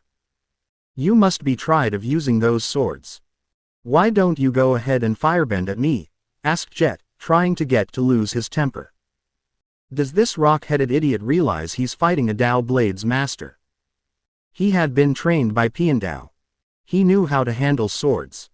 "Please, son, you're confused. Iroh shouted from the doorway as the two broke the hold they were in and fought in the streets. You don't know what you're doing. Bet you wish he'd help you out with a little fire blast right now, Jet told Zuko, hooking the ends of his swords together and swinging them around like a flail. He pushed Zuko back until the Dao sword wielder used one of his swords to stop the flail-like attacks, trapping it in the pavement. You're the one who needs help, Zuko told him. Both letting go of their respective stuck swords, Jet tried to attack but pulled it back as Zuko advanced, swinging at his head. He bent backwards to avoid the sword strike, the piece of wheat in his mouth chopped in half. He quickly regained his balance and leapt back to a nearby well. You see that? He called out to the people who were nearby. The Fire Nation is trying to silence me. It'll never happen. Using his remaining hook sword as momentum and the well's wooden beam as an anchor, he swung himself at Zuko into a flying kick, starting the fight up again. Both Sokka and Aang had managed to get into the party as busboys, with Momo hiding under Aang's hat. The air nomad was pouring drinks when he heard a voice behind him. Hey, you with the pitcher, the voice called out. He turned around and saw the man with face paint. Fill her up. He held out a cup. Aang wordlessly poured a drink. The man took a sip, nodded in appreciation, and walked away. Sokka soon walked past with a tray of food. Where are Toph and Katara? The airbender asked in a low voice. I don't know. I haven't seen them, Sokka replied. Ah. I wish Shikamaru or Ino were here.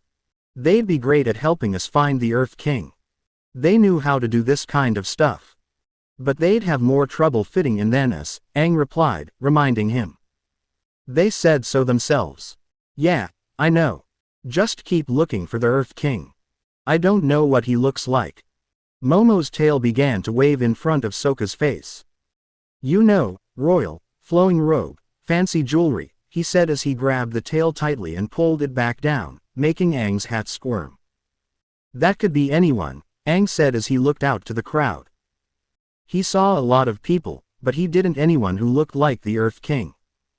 Another crab puff, please, Toph asked, standing next to them. You found us, he exclaimed as Sokka served a cream puff. I'd know your little footsteps anywhere, Twinkle Toes, she told him, making him blush. Thanks for letting us in, Sokka said to his sister with obvious sarcasm as she joined them. Sorry, but the guy who escorted us won't let us out of his sight, she told him. What guy? They both looked around, but Long Feng had disappeared. Excuse me, the blonde-haired woman said as she stood next to Sokka. A crab puff, please. Sokka extended the tray towards her and she took one. Thanks, she said before walking away. Have you guys seen the king? Sokka asked the girls. No, we haven't, Katara said, shaking her head. He gave an irritated sigh. Next time, we bring Team Asuma with us, he declared. They knew this kind of stuff. That was when Ju-Di showed up. What are you doing here? She demanded, the creepy smile not on her face for once. You need to leave immediately, or we'll all be in terrible trouble. She tried to push Sokka away, but he used the tray as a shield, spilling the crab puffs. Not until we see the king, he told her. They were going to see him, no matter what. You don't understand. You must go. She pushed Sokka onto Aang, who spilt the pitcher he was carrying onto a guest who screamed in surprise. She looked over to who had spilled the drink on her, her makeup ruined. Sorry, Aang apologized. No, don't shout. He dried her without thinking using airbending, making his hat fly off. The result for the guest was a rather spiky outfit and hairstyle. Seeing what happened, Sokka groaned quietly. Oddly or predictably enough, her reaction was something else. The Avatar, was what she said. Oh, I didn't know the Avatar would be here. When she said that, she got everyone's attention and a small crowd had circled around him. This made a revealed Momo go for the hat on the floor and scurry away. Meanwhile, the smile on Ju-Di's face had melted away, replaced with a look of dread. He gave a nervous grin and waved to the people around him. For some reason, Toph and Katara had disappeared. You keep their attention while I look for the king, Sokka whispered into his ear. They might as well use it to their attention. Watch this, everybody, he called out as the tribesmen moved away. He leapt out of his busboy uniform and high into the air. He landed on the table and by bending the drinks out of people's cups, put on a show with multicolored drinks. Impressed and awed, the people clapped at the show. Even the bear approved. Hey look, dinner and a show, the man with face paint noted as he and the other stood against the wall. He then looked over at the bear. Is anyone else besides me wondering what a bear is doing in a ballroom? No, we're just wondering why you haven't shut up yet, the woman replied, making him scowl. Enough, the red-haired teenager told them both quietly. They didn't say anything else. The sword fight between Zuko and Jet raged on. The fight was attracting a crowd. Somehow, the two of them ended up back to back. But that didn't stop them. They just kept swinging at each other from the sides, trying to get to the opponent behind them. Before things could continue, two Dai Li agents had appeared from the crowd. Drop your weapons, one agent ordered, getting everyone's attention. The swordsmen broke apart. Arrest them. Jet told the Dai Li. They're firebenders. This poor boy is confused, Iroh told the agents. We're just simple refugees. This young man wrecked my tea shop and assaulted my employees, the tea shop owner said, pointing at Jet angrily. It's true, sir, we saw the whole thing, one of the off-duty guards supplied. This crazy kid attacked the finest tea maker in the city. Iroh blushed. Oh, that's very sweet. The Dai Li agents walked up to behind Jet. Come with us, son, the second one told him. He swung his sword at one of them but was quickly disarmed. The two agents forced Jet's hands behind his back and put him into handcuffs made from the stones of their rock gloves. You don't understand, Jet yelled at them as they dragged him away. They're Fire Nation. You have to believe me. He was put into the carriage and rode off. Amongst the crowd, Smellerby and Longshot quickly walked. Zuko turned back to the off-duty guard from whom he had taken the Dao swords from. Sorry about that, he said, handing the swords back and leaving with Iroh. Just as he left, he thought he saw someone with blonde hair in the crowd. But he blinked and the person was gone. A gong sounded as the Earth King was carried in a large, curtained palanquin, along with guards. Sokka got closer to the front of the crowd to make sure it was the man they were looking for. The palanquin was put down and a line of guards stood in front of it. Aang! Called out Sokka. The Earth King. Now was their chance. Aang was still putting on a show, this time with multicolored bubbles and with the bear trying to grab them. Turning around and letting the bubbles disappear, he bent an air scooter and rode it down the length of the table, making Sokka groan quietly. Not like that, he thought. Greetings, Your Majesty, the air nomad called out. As he flew by, people grabbed their food and drinks and pulled them out of the way. The curtained palanquin was picked up and quickly walked out of the ballroom while a line of guards stood at the end of the table. Noticing that the Earth King was leaving, Sokka broke through the crowd and went after the palanquin. As he moved, his eyes went back to the crowd and what he saw made him freeze.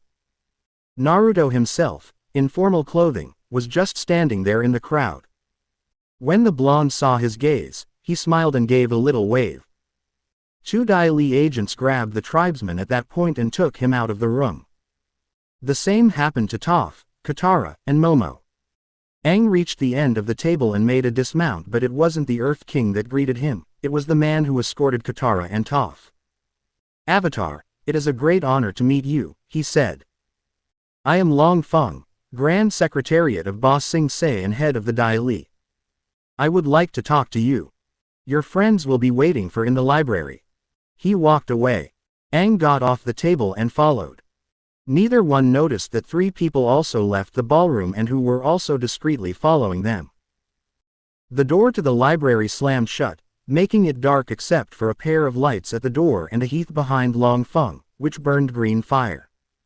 Why won't you let us talk to the king? Sokka demanded, out of his busboy uniform. We have information that could defeat the Fire Nation. The Earth King has no time to get involved with political squabbles and the day-to-day minutiae of military activities, Long Feng told them, sitting down in front of them. This could be the most important thing he's ever heard, Aang said. They had an advantage over the Fire Nation. What's most important to His Royal Majesty is maintaining the cultural heritage of Ba Sing Se. He placed emphasis on the word, cultural. All his duties relate to issuing royal decrees on such matters. It's my job to oversee the rest of the city's resources, including the military. So, the king is just a figurehead, Katara said, realizing what that meant. He's your puppet. Toph accused the man. Oh no, no, said Long Feng, raising his hands in defense. His Majesty is an icon, a god to his people. He can't sully his hands with the hourly changes of an endless war. But we found out about a solar eclipse that will leave the Fire Nation defenseless, Sokka told him, hoping he'd listen. You could lead an invasion. Enough. He cut him off. I don't want to hear your ridiculous plan. It is the strict policy of Ba Sing Se that the war is not mentioned within the walls. Constant news of an escalating war will throw the citizens of Ba Sing Se into a state of panic. Our economy would be ruined. Our peaceful way of life, our traditions would disappear. In silencing talk of conflict, Ba Sing Se remains a peaceful, orderly utopia. The last one on this planet. You can't keep the truth from all these people, Katara told Long Feng. They have to know. I'll tell them. Aang declared, angry with the man and what he said. I'll make sure everyone knows. Long Feng walked up to Aang. Until now, you've been treated as our honored guest. He bowed down to look Aang in the eye. But from now on, you will be watched every moment by Dai Li agents. If you mention the war to anyone, you'll be expelled from the city. He walked back to the heath. I understand you've been looking for your bison. It would be quite a shame if you were not able to complete your quest. Aang scowled at him. It was blatant blackmail and everyone there knew it. Now, Judy will show you home, he said. The door to the library opened, a woman walked in and stood in front of Team Avatar. Come with me, please, she said to them. The group looked at the woman. What happened to Judy? Katara asked with both surprise and fear. I'm Judy, the woman answered. She wore the same uniform as the first Judy. But it was a different woman, evident by her face and hair. But she wore the same creepy grin. I'll be your host as long as you're in our wonderful city. Long Feng went for the door. If you'll excuse me, I've neglected my duties as a host long enough, he told them. I have guests to entertain. That will no longer be required. The red-haired teenager's voice rang out in the library. He and the other two stepped out of a darkened corner. The thought that both Team Avatar and Long Feng had was, how did they get in? How long have you been there? Long Feng demanded. Since the beginning, the teenager said, staring at the man with cold eyes. That's impossible. My agents would have noticed your presence. The man wearing face paint smirked. He raised his right hand and wiggled his fingers. Dai Li agents flew from the walls and the ceiling and landed in a pile in front of Long Feng, their necks all clearly broken. You mean these guys? He asked. Or do you mean the ones outside the door? The woman asked, pointing. Everyone minus Judy 2.0, who just stood there in a pile of bodies, smiling, looked towards the open door and saw the headless bodies of more Dai Li agents. How did you? Long Feng tried to ask, stunned that Dai Li agents were so effortlessly killed. It is always wise to never underestimate a foe, the teenager told him. We have heard your ways of how you run this city. If you wish to wallow in ignorance, we will not stop you. His gaze hardened. But we will put our lives into your hands if you choose to do so. I will not trust a man who controls a city through fear and denial. Long Feng snorted in derision. And where will you go? You cannot leave this city unless I allow it. I could make you rot in the dungeons. He smiled what he thought was a dangerous smile. The teenager narrowed, and that was when Team Avatar saw something amazing happen. The cork on the gourd he wore popped off and sand flew out of it.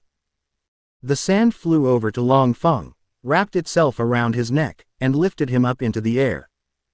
It brought him back towards the teenager, holding the Grand Secretariat in front of him. You would do well to watch how you insult people, he told Long Feng. It would be so easy for me to snap your neck. The sand tightened around his neck, making him start to choke. But I will not. The sand released him, sending him crashing to the ground. As for your question, we will go with the Avatar. Me. Aang repeated, surprised by the words. The teenager nodded. He and the others walked over to Team Avatar. We should leave now, the man wearing face paint said. Otherwise, things might get nasty. Agreed, Sokka said. They were about to leave when Long Feng spoke. Why did you spare me? He asked the teenager. You bore me, he answered without looking back at him. There is no challenge in fighting a rat who desperately wants power.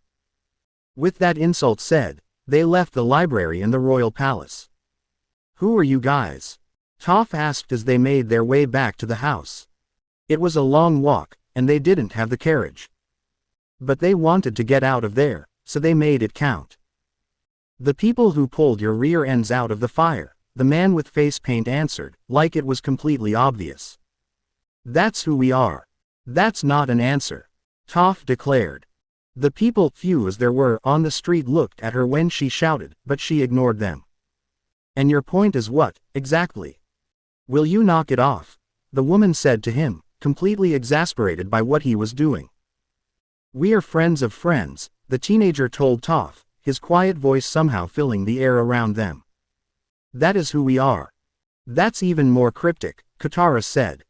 But the truth, nonetheless.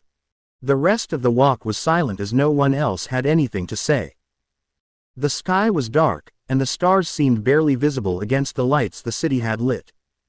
The walk finally ended at their destination. We're here, Sokka announced as they stood in front of the house.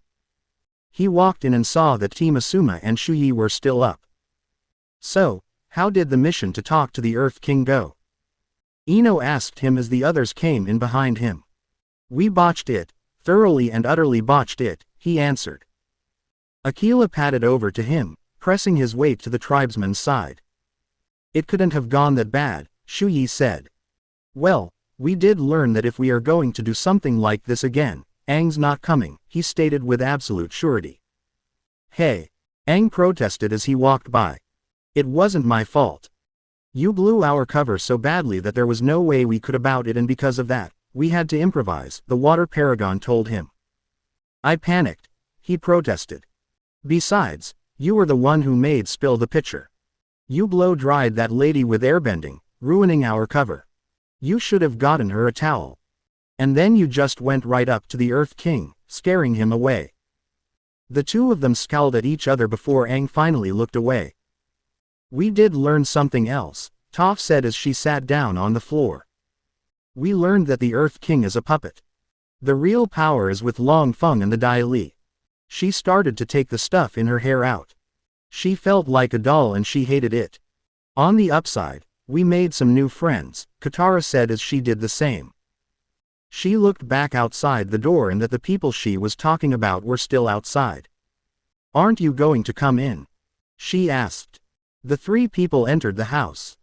When they saw who it was, Team Asuma immediately stood up from where they sat. Lord Cage, Asuma said to the teenager, bowing. I am not your Cage. You need not bow to me, he replied, gesturing silently for them to stop. Hey, little boy, the woman said to Shikamaru. How have you been? Hello to you too, troublesome woman, he replied, a small, almost tiny, smile forming on his lips as he spoke. Wait, you guys know each other? Aang asked, looking back and forth between the two groups. Well, we did say we were friends of friends, the man with face paint said with a grin. Hang on, time out. Shu Yi said, raising her hand, getting everyone's attention. Could we get some names, please? She asked them. Of course, the teenager agreed. Long Feng never actually introduced us. Aang, Katara, Sokka, Toph, and Shu Yi, Asuma began. This is the god I'm Cage, Gara no Sabaku. The lady is his sister, Tamari. And the man is his brother, Konkuro. They are shinobi who are from Sunagaku, the village hidden in the sand. Is the cage anything like the Hokage? Sokka asked. It sounded familiar, but he wanted to be sure. Troublesome, Shikamaru muttered to himself. The cage is the leader of Suna, just like the Hokage is the leader of Konoha. You're a cage? Katara asked. But you're their age. She gestured to Shikamaru, Ino, and Choji. She never would have thought a leader of shinobi would be so young. It doesn't mean he can't be one, lady, Kankuro told her, protective of his little brother. Sorry, she apologized. It's just surprising. Normally, a leader would be a matured adult. Quote. You have nothing to apologize for, Gaara told her. That was not the first time he had gotten such a reaction. He had gotten one from Long Feng earlier that day. Sokka looked at both Team Asuma and the siblings and noticed they were attempting to have a silent conversation. Hey, I think that after all we've been through tonight, it's probably best if we go to bed, he told Aang, Katara, and Toph. Sounds like a good idea to me too, Shuyi agreed, trying to stifle a yawn. She was tired, but she wanted to know what had happened. The others agreed to the idea as well. They went to the bedrooms with Akila and Momo. Once Team Asuma made sure they were all asleep, both they and the Sand siblings sat down at the table in the main room. First things first, Asuma said. What are you three doing in the Bending Countries? He asked the Sand siblings. The council thought that it would be best if I took a vacation, Gaara answered. What happened? Ino asked. A cage doesn't usually take a vacation, not unless they had been injured or something along those lines. An incident, Tamari answered. That's all. What had happened was something the Konoha shinobi needed to know right now. How troublesome, Shikamaru groaned. We need to exchange information. Agreed, Gaara replied. Then let's start with this, Asuma said. Naruto Uzumaki has been living in these countries for the past 3 years and is now currently our enemy. That got the Sand siblings' attention. End. Author's note. Thanks for the reviews you've sent me. Yes, the Sand siblings are in town. Now before you start saying that I had killed off Gaara earlier, I would like to remind you that I had told you to remember how he actually died.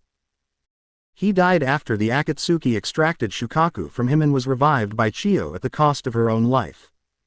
I plan to write about that while Gaara is in the story, plus some other things. Now I'm going to say this right here and now. I'm skipping Tales of Ba Sing Se and Appa's Lost Days. The reason I'm skipping the first one is because it's pointless for this story. Besides, if I did do that, I'd also have to write a tale of Shikamaru, of Ino, of Asuma, of Choji, of Shuyi, of Gaara, of Tamari, of Kankuro and of Naruto if need be. That's too much of a headache there, so sorry but not happening. The reason I'm skipping the second one is the same thing. It's pointless for this story. Now I'm sure there are some of you who I'm bashing Aang at the end but I'm not. Let's face it, he did literally blow their cover and did it spectacularly too. Bodyguard of Azula. Location. Ba Sing Se. It had been a month since Team Avatar and Team Asuma arrived in Ba Sing Se and met up with the Sand siblings. Ever since they discovered that Long Feng held the power and that they were being watched all the time, they couldn't really do anything. Therefore, they tried to make the best of it. Sokka, Shikamaru and Kankuro had managed to land themselves in a poetry class and proceeded to have a 3-on-1 haiku duel with the teacher. They were doing pretty well until Kankuro flubbed it and added an extra syllable. At that point, they were tossed out of the building. At one point, Katara had managed to convince the other girls, including Shuyi, that they needed a girls' day out at a spa. It had been going well, until they ran into another group of girls. The other girls took one look at Shuyi's bust and let loose the mocking and the insults. She tried to ignore them but they then started to poke her bust, wondering aloud if they were actually real or fake. It was then Shuyi broke down and began to cry, causing the girls to leave the spa. Unfortunately, the other girls followed them onto a bridge, continuing with the mocking insults. At this point Toph had enough. She bent a hole in the stone bridge beneath the rude girls, making them fall into the river. Katara helped by bending the river into sending the girls faster downriver. They cheered Shuyi up afterwards, each telling her that they were a little jealous of her bust. She smiled at that and went back to her normal self.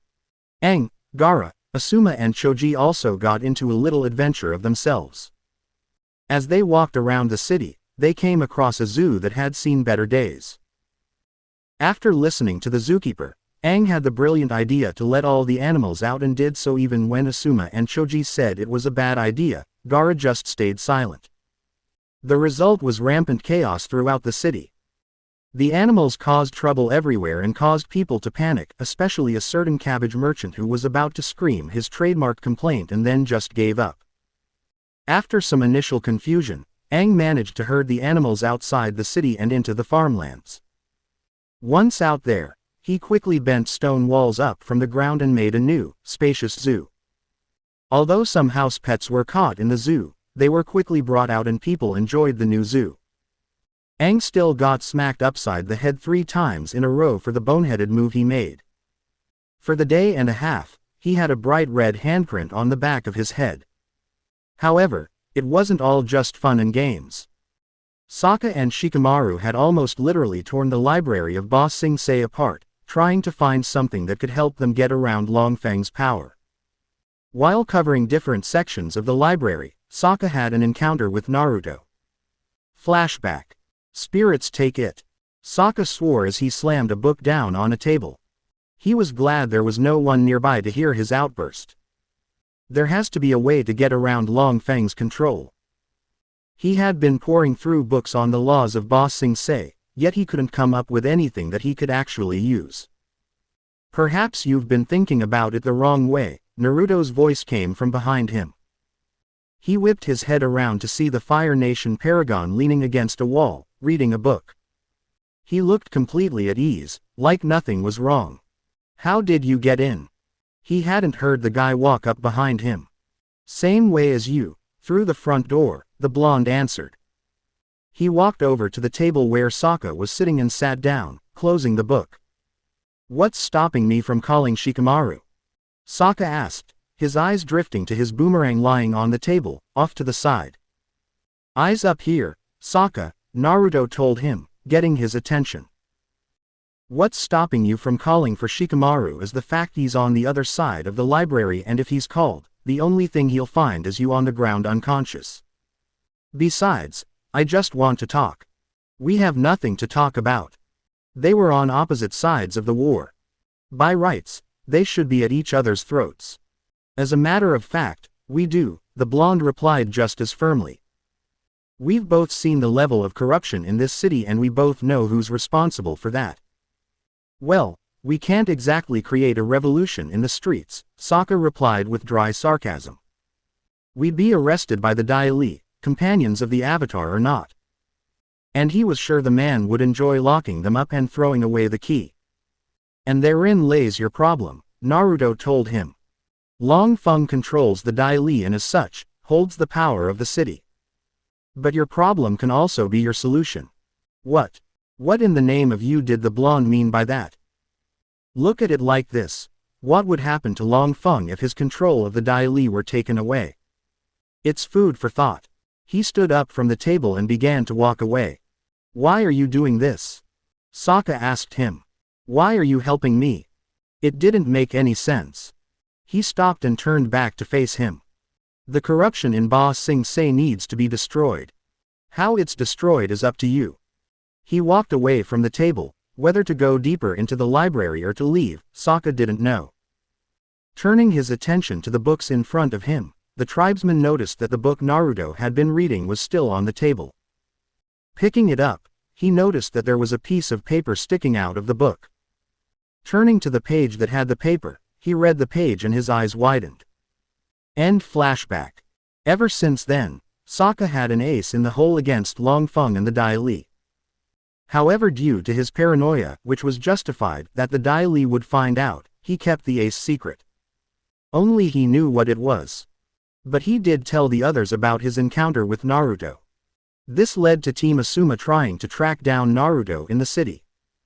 They finally found him and spent the next few days trailing him. Shuyi called it stalking. Flashback. They looked at the restaurant. It was almost as old as the city and was quite expensive to eat in, the former they knew from asking around and the latter from just looking at the place. How can Naruto afford to eat in a place like this? Ino asked as they stood at the entrance, off to the side like they were waiting for a table which they weren't. I don't know, Choji answered. I am sure that Naruto would have been paid if he was with the army that is at war with this kingdom. Anyways, I looked at the menu and despite some of the ingredients, what they're serving is top grade and well worth the price. He could smell what was cooking in the kitchen from where he stood. It made his mouth water and his stomach rumble. From what I understood, the old Badger Mole has been among the top 5 restaurants in Ba Sing Se since they started ranking restaurants, Asuma told them. He could see all the people sitting down at tables, eating food that looked and probably tasted delicious. Excuse me sirs, madam, a waiter said, coming up to and bowing to them. If you will follow me, please, I'll escort to your table. We didn't have a reservation, Asuma told the waiter. They had just been looking for someone. Yes, we noticed, he sneered at them. He could tell that they weren't really looking for food. They weren't dressed properly. However, we've been told that should you come in at lunchtime, we were to escort you to his table. He turned and walked away, leaving them with no choice but to follow. His table? Asked Ino. Who are we talking about? She got her answer when they were shown to a corner booth where Naruto sat eating.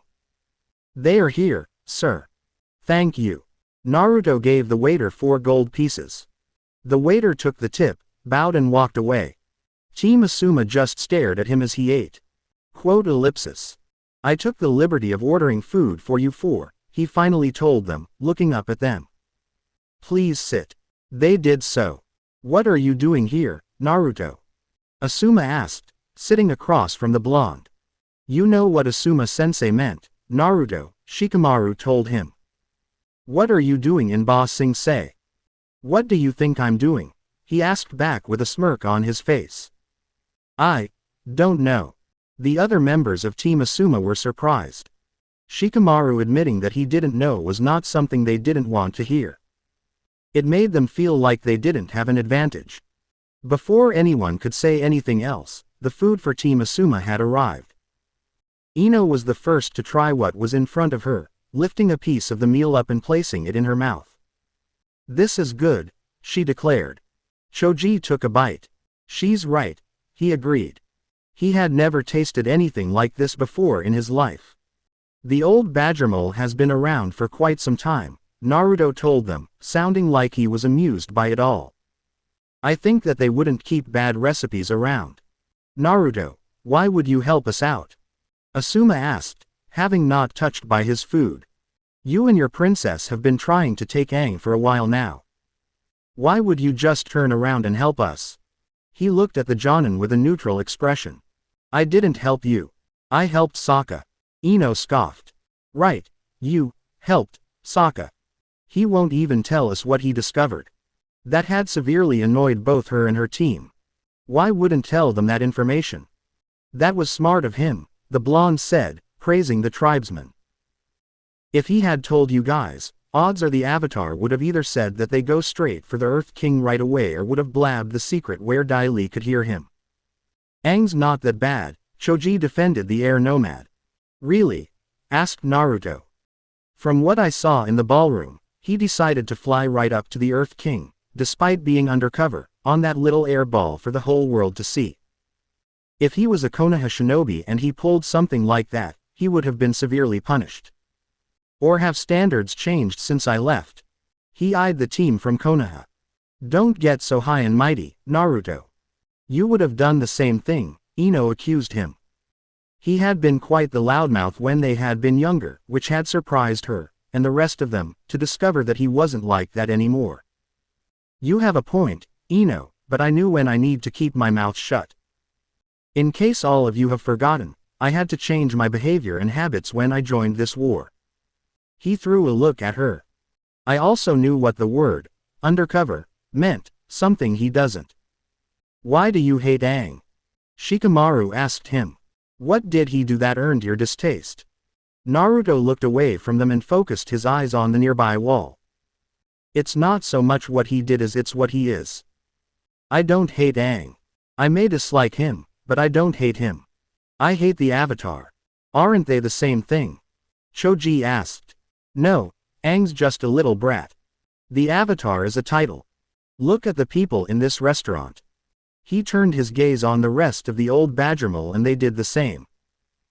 For Kami only knows how long, the people on this side of the planet have regarded the Avatar as a savior, someone who could fix all the problems they could fix themselves if they tried. The reason the Fire Nation is winning this war is because people are still waiting for the Avatar to win this war for them. It disgusts me. They don't need the Avatar. They can solve their problems on their own. His face scrunched up in disgust as he spoke, looking at all the people present. That may be true, Asuma conceded as he looked back at Naruto. But you're lying to us, Naruto. That's not all there is to it. There is something else about Aang that makes you dislike him. No, there isn't, the blonde stated, turning back to look at them. Shikamaru narrowed his eyes at Naruto, but then widened them in realization. Yes, there is. You dislike Aang because he reminds you of yourself when you were younger. How could he have missed it? It was so obvious now that he thought about it. Even when you were younger, you had a special ability to change other people's perceptions about life in general. Don't tell us you've become the very same person whose perceptions you wanted to change. How else that you were able to change our views of you? The blonde winced at those words, but it was enough for the other people at the table to see it. It was silent for a few minutes, and then he stood up from the table. Where are you going? Asuma asked him. I'm leaving and I'm making you get the bill, he told them, walking away from them. You leave and we'll come after you, Choji told him. This time, we'll get you. We're the kind of team that was made for capture and confinement. He stopped, looked back, and smirked. Is that right, Fatso? Asuma, Shikamaru and Ino went pale while Choji went red. What did you just call me? He growled. Naruto's smirk grew wider. You still denying that and saying you're just big-boned. Face it, Akamichi, you're a fat ass, he taunted the shinobi. Choji let out a roar of rage and leapt for him. The blonde just stepped to the side and let him crash into another table. This went for a few more minutes as Naruto caused Choji to destroy more of the restaurant while the rest of Team Asuma tried to calm him down. When that finally happened, they were surrounded by the staff of the old Badgermole and Naruto was nowhere to be seen. End flashback. To help repay for the damages, Team Asuma had to work as dishwashers in the kitchen for 3 days. After they had finished that, they tried to look for Naruto but only to fail. They were sure that they would find him again. All they had to do was keep looking. During all this action, Aang decided to start the search once again for Appa. Sokka had decided to help by trying to paint pictures of Appa for the missing posters, frowning as he worked. He sat on the floor next to Aquila while Toph lounged nearby, Momo licking her foot. Kankuro had borrowed 2 tables and placed them together and against the wall. He sat there, working on something that nobody, aside from his brother and sister, really knew was. Shikamaru and Temari were playing shogi with Gaara keeping an eye on them, a combination of watching both of their strategies and making sure Shikamaru stayed on his side of the board due to an incident in Suna that involved a game of strip shogi. Both Gaara and Kankuro agreed that one of them should always keep an eye on the two whenever they were near a shogi board. The front door opened, letting Aang, Katara, Asuma, Ino, Choji and Shuyi in. We found a printer to make our posters, Katara announced, holding a poster of Appa. It was professionally done and gave a good image of what Appa looked like. Sokka looked up at the poster. Good to know, because I don't think this is going to work. He held up a painting to emphasize his point. Sokka, the arrow is on his head, Aang told him. Katara tried to hold in her laughter at her brother's attempts at drawing the sky bison. It was horrible to say the least. See what I mean? He asked the wolf beside him. Aquila nodded in agreement. It's not that bad, Kankuro said without even looking up from what he was working on. Yeah, it looks just like him to me, Toph said. Okay, you're not even looking in this direction, Sokka told the Suna shinobi, who was indeed still looking at his workbench. "And why do you feel the need to do that?" he asked the blind earthbender. "Let's stick with the professional version," Katara suggested. "No complaints here," he told her, ripping up the poster he held on his hands. "Come on, let's get busy," Aang told them, holding stacks of posters in his hands. "Well, he's certainly upbeat," Tamari noted, looking up from her game. "It's troublesome," Shikamaru told her, moving a piece. "Checkmate." She looked at the board. "Damn it, you always do that." She reached for the sash around her waist with a small smirk on her face. "I guess I should reward you." Gaara's gaze hardened and Konkoro whipped his head around to look at them. "I don't want to run down the street to avoid becoming a eunuch because of you, troublesome woman," Shikamaru told her, avoiding the gazes of her brothers. "That already happened once." "Oh, you're no fun," she said, putting her hands down. She was smiling more fully now, happy to see the Konoha shinobi squirm. "Hey, can you and the lazy ass save the honeymoon for later?" Shu Yi asked the two of them. "Look at the arrowhead. He's practically vibrating where he's standing." She pointed at Aang, who was indeed practically vibrating with barely contained energy. "Perhaps it is best if we went to work," Gaara told them. That was all Aang needed to hear. He was out of the door with Momo before anyone could blink. The two of them flew over the city, dropping posters as they went. It was another day in the tea shop. Both Iroh and Zuko were serving tea, and judging by how many people were in the shop, they liked the tea. But things soon became different. "So, you're the genius behind this incredible brew," a richly dressed customer told Iroh after drinking some of the tea, standing up from the seat he was in. "The whole city is buzzing about you. I hope Pao pays you well." "Good tea is its own reward," Iroh told him. It was something he believed in. "But it doesn't have to be the only reward," the customer replied. "How would you like to have your own tea shop?" He was stunned by the offer. "My own tea shop? This is a dream come true." Having overheard the last part of the conversation, Pao decided to join in. "What's going here? Are you trying to poach my tea maker?" he demanded. "Sorry Pao, but that's business for you." "Am I right?" the customer asked, laughing a little. "Mushi, if you stay, I'll make you assistant manager," Pao told Iroh. "Wait, senior assistant manager. I'll provide you with a new apartment in the upper ring. The tea shop is yours to do whatever you want, complete creative freedom," the customer told him. "I even get to name the shop?" Iroh asked. Creative freedom was not something he was expecting. He would have thought the man would insist on a particular name for the shop. "Of course. Senior executive assistant," tried Pao. Iroh simply handed him the teapot in his hands and bowed to the customer. Pao groaned and walked away. "Did you hear, nephew?" Iroh asked to a passing Zuko. "This man wants to give us our own tea shop in the upper ring of the city." "That's right, young man," the customer agreed. "Your life is about to change for the better." "I'll try to contain my joy," Zuko told him with heavy sarcasm. He slammed the tray of tea he held onto a table and went outside the tea shop, leaning against the wall. "What in the name of Agni are we doing?" They had been in Ba Sing Se long enough for his hair to grow slightly shaggy, and yet, all they've done was serve tea. Is this my destiny now? Was he to serve tea to people until he died? That was when he saw something floating down through the air. He grabbed it to see that it was a poster of the Avatar's bison. He quickly looked up but saw nothing. He climbed to the roof of a nearby building to get a better look but saw no one. "I swear this moron has no understanding of the words discreet and subtlety," Naruto's voice spoke from behind Zuko. He turned around and sure enough, Naruto was there on the roof. Naruto noticed him as well. "Hey, Zuko," he said in greeting. "Love what you did with your hair." "What are you doing here, Naruto?" Zuko asked him carefully. How the blonde get into Ba Sing Se, and more importantly, what was he doing in Ba Sing Se? "Well, I'm currently wondering just how idiotic the Avatar is. Doesn't he know that this will just get the attention of the Dai Li?" He looked at Zuko thoughtfully. "So, What are you going to do about it? What are you talking about? Zuko, you've been going after the Avatar for 3 years now and you're just going to let an opportunity like this slip by. His eyes widened slightly in realization. This was indeed a golden opportunity.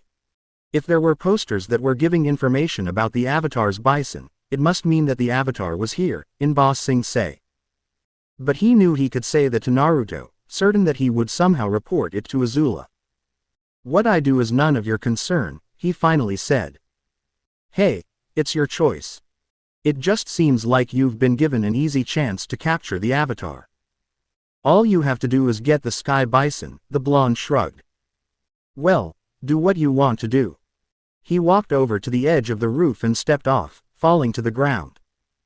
Zuko quickly made his way over to the edge to see if Naruto was alive, only to see no one on the street below. Everyone was doing their own thing. Kankuro was still working on something. Toph was throwing a ball against the wall. Shikamaru was teaching Shuyi how to play shogi. Ino was doing some flower arranging. Choji was checking the supplies they had recently bought. Asuma was sharpening his chakra blades. Tamari was checking her equipment. Gaara just sat in a corner, waiting. Sokka and Katara were playing a game involving tiles. Aang walked through the front door with Momo. I just finished dropping all the leaflets. Has anyone come in with news about Appa? He asked as he ran to where Katara and Sokka were sitting. It's only been a day, Katara told him, focusing on the tiles in her hand. Just be patient. He did sit down, but when they heard knocking on the door, he stood right back up. Wow, you're right, he said. Patience really pays off. He ran back to the door. He opened it, revealing a visitor that they were not expecting. Judy? He asked, staring at their guide. Her creepy grin was plastered on her face. Judy, the one they actually knew, walked into the house. Hello, Aang, and Katara, and Sokka, and Toph, and Shikamaru, and Ino, and Asuma, and Choji, and Gaara, and Tamari, and Kankuro, and Shuyi, she greeted them as they gathered up in front of her. Mouthful, Shuyi commented. No one paid attention to her. What happened to you? Sokka asked as he placed a restraining hand on a snarling Aquila. The wolf still did not like the woman in front of them. Did the Dai Li throw you in jail? What? Jail? Repeated Judy. Of course not, the Dai Li are the protectors of our cultural heritage. But you disappeared at the Earth King's party, Toph said. They didn't see her when they left and hadn't seen her since, until now, that is. Oh, I simply took a short vacation to Lake Laogai, out in the country, she told them. It was quite relaxing. But then they replaced you with some other woman who also said her name was Judy. Katara told her. It had been a little more than creepy to see a different woman with the same name, clothes, and creepy smile. I'm Judy, she replied like it was the most obvious thing there was. Why are you here? Aang asked. She pulled out a poster of Appa. Dropping flyers and putting up posters isn't permitted within the city. Not without proper clearance. We can't wait to get permission for everything, Sokka told her. They wouldn't be able to do anything if they did, they'd just be sitting on their rears all day, waiting for permission to move. You are absolutely forbidden by the rules of the city to continue putting up posters, she told them, that creepy smile still on her face. Aang got into Judy's face, his head literally getting bigger and turning red. We don't care about the rules and we're not asking permission, he bellowed, steam coming out of the back of his head. We're finding Appa on our own and you should just stay out of our way. He slammed the door in her face. That's going to come back and bite us in the rear, Choji noted. He just knew that it would do that. Aang, you shouldn't have lost your temper like that, Asuma told the air nomad. It was never a good thing when someone exploded in that manner. It would always reveal something to the other person, who might try to use it to their advantage. I don't care, he snapped, his head going back to normal size and turning less red. He was sick and tired of the runaround they were going through. From now on, we do whatever it takes to find Appa. Yeah, let's break some rules. Toph cheered before destroying a side of the house via earthbending. The rest of the group was silent. Quote ellipsis. I don't think that was what he meant, Gaara finally said. Let's just get going, Aang said. They could worry about the damages later. One question though, Kankuro said. Did anyone else see his head go big and red, or was it just a genjutsu? He pointed to Aang. I saw it and I don't even know what a genjutsu is, Shu Yi told him. That had been a weird thing to see. We can save it for later, Katara told them. Let's go. They exited the house, unaware that they were being watched by Dai Li from a nearby roof. I'm extremely disappointed in your work with the Avatar and his friends, Judy. I had hoped that you would be able to control this situation, Long Feng said as he sat in front of the fire. Judy had just recently come to him and told him about what the Avatar was trying to do. I'm so sorry, but they don't trust me anymore, Judy told him, starting to get upset. I don't think I can keep working like this. Judy, the Earth King has invited you to Lake Laogai, he said to her.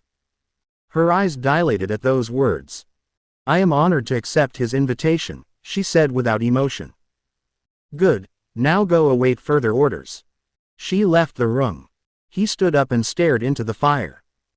If the Avatar keeps searching for his bison, it could upset the delicate balance we've worked so hard to achieve in this city, he said, half to himself and half to the agents in the room. It could even cost us control of the Earth King. Should we take care of him? One of the Dai Li agents standing at the door asked. No, it's much too dangerous for us to confront him directly. Let's see if we can handle this quietly. Sir, might I suggest we use the boy we took care of, the other agent suggested. Apparently, he and the Avatar have had a history. Long Feng said nothing, he just nodded his agreement. Iroh was packing away clothes when the door to the apartment opened and Zuko walked in. So, I was thinking about names for my new tea shop, Iroh told him. How about the Jasmine Dragon? It's dramatic, poetic, has a nice ring to it. Zuko didn't comment, he simply showed his uncle the poster. The Avatar is here in Ba Sing Se, and he's lost his bison, he stated. The silent meaning behind those words filled the air. Iroh took the poster and looked at it. We have a chance for a new life here, he told his nephew, who walked away once the poster was out of his hands. If you start stirring up trouble, we could lose all the good things that are happening for us. Zuko was staring out the window when he heard those words. Good things that are happening for you, he snapped at Iroh, turning back to face him. Have you ever thought that I want more from life than a nice apartment and a job serving tea?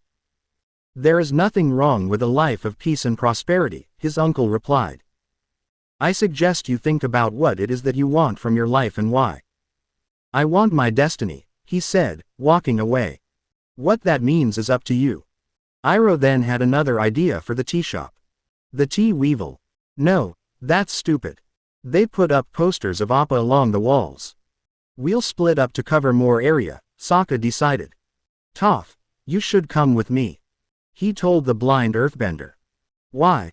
She demanded. Because you think I can't posters on my own. She yanked the paintbrush out of Sokka's hand, swiped a streak of glue on the wall and slammed a poster onto the glue. However, she had put the poster up backwards. Quote ellipsis. It's upside down, isn't it? No one said a word. I'll just go with Sokka. She handed him back the paintbrush. They split up and went different ways. Katara and Shu Yi were putting up posters near a river when they heard a voice, one Katara knew. Katara, said the voice. She turned her head and gasped, confusing Shu Yi. Standing behind the two girls was Jet. I think I can help you, he told them. Katara's reaction was to blush in anger, bend the river behind her up into the air, and hurl it at him. Katara, I've changed, he protested before the water sent him flying into an alley. Katara went after him. Tell it to some other girl, Jet, she told him before bending some of the leftover water into ice spikes and throwing it at Jet. I think I'm missing something here. Shu Yi called out. Neither of them paid attention to her. One was trying to make he didn't die and the other was trying to kill him. Jet drew his hook swords to shatter the spikes but was forced back to the end of the alley, which was a dead end. I don't want to fight you, I'm here to help. To prove his point, he dropped his swords, sending them to the ground. Katara looked baffled. Jet then reached for something behind his back, making Katara pin him to the alley wall via more ice spikes. By now, the rest of the group had shown up. Katara, what is it? Sokka asked. He had heard a fight beginning and raced over. Jet's back, she growled, staring at the freedom fighter with hatred in her eyes. He just stared dispassionately back. Oh boy, Aang replied. That wasn't good, especially when Katara was this mad about seeing him. Hey! Shu Yi shouted, getting everyone's attention. I'm pretty sure the rest of us are lost here, could you please explain who exactly this guy is? I'm with her, Kankuro said. Same, Ino agreed. To her, it was just a stranger pinned to the wall before them. We met Jet a while back, Sokka told them. We didn't leave on good terms. That might have been putting it mildly, as they had left him frozen to a tree after stopping his attempt to destroy a dam. So, we can't trust anything he says. Katara said, glaring at the man in question. We don't even know why he's here, her brother told her. I don't care why he's here. Whatever the reason is, it can't be good. She was prepared to crush the freedom fighter right where he was pinned. I'm here to help you find Appa. Jet finally said. He revealed what he had been reaching for, one of the Appa posters. Open mouth, insert foot, Shu Yi said. No kidding, Ino said. Shut up, you two, Katara told them, throwing a glare at the two of them. She didn't need that at the moment. Katara, we have to give him a chance, Aang said. This just might be the break they needed. I swear I've changed. Jet told them. I was a troubled person and I let my anger get out of control. But I don't even have the gang now. I've put all that behind me. You're lying, Katara said. She could not and would not believe anything that came out of his mouth. Toph walked up to the wall and placed her hand on it, next to him. He's not lying. How can you tell? Choji asked, curious about how she could do that. I can feel his breathing and heartbeat. When people lie, there's a physical reaction, she explained. He's telling the truth. Katara, we don't have any leads, Aang told her. If Jet says he can take us to Appa, we have to check it out. All right, Katara agreed, before pointing a finger at Jet. But we're not letting you out of our sight. She pointed again to emphasize her point. Can you say tension? Kankuro asked with a smirk on his face. I believe you can. Gaara answered, smiling a little. They unhooked Jet from the wall, and he led them to a warehouse. This is the place I heard about. He told them as they entered the building. They looked around, but the place was empty. If this is a trap. Katara warned him, her hand going for her pouch. I told you, I work nearby, he replied, stopping her. Two guys were talking about some giant furry creature they had. I figured it must be Appa. He was here. Toph called out. She was holding a clump of white fur. They all gather around her. She gave the clump to Aang, who felt it. We missed him. He could tell just by how the fur felt in his hand. We're going to call in Team Kurenai, Asuma stated. They're the tracking team. But it might be too late, Ino pointed out to her sensei. The trail could already be stale. They took that big thing yesterday, an old man with a broom said as he walked past them. Shipped him out to some island. About time, I've been cleaning up fur and various, leavings all day. What island? Where's Appa? Aang demanded, rushing over to the old man. Foreman said some rich royal type on whale tail brought him up. Guess for a zoo or such. Though, could be the meat be good. We've got to get to Whale Tail Island, the air nomad declared. Quote ellipsis. Where's Whale Tail Island? Both Sokka and Asuma checked their maps. Asuma's map also had the current locations of the other teams. Far, very far, Sokka said, lowering his map. Neither Team Kurenai or Team Guy are close to it, Asuma said. From what he could tell, they were either in the eastern part or the northwest part of the Earth Kingdom. Here it is.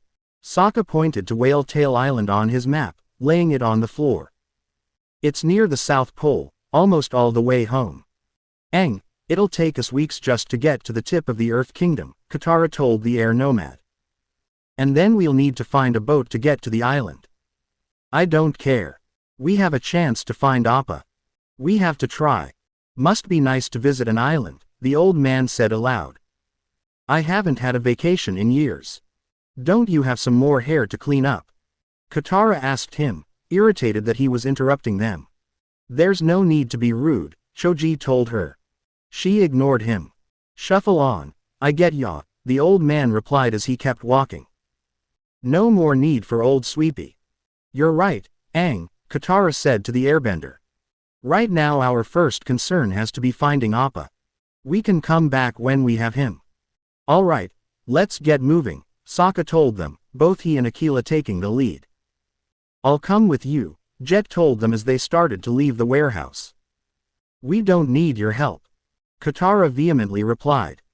Why won't you trust me? He asked before following the rest of the group, leaving Katara, Toph and Shuyi alone in the warehouse. Gee, I wonder.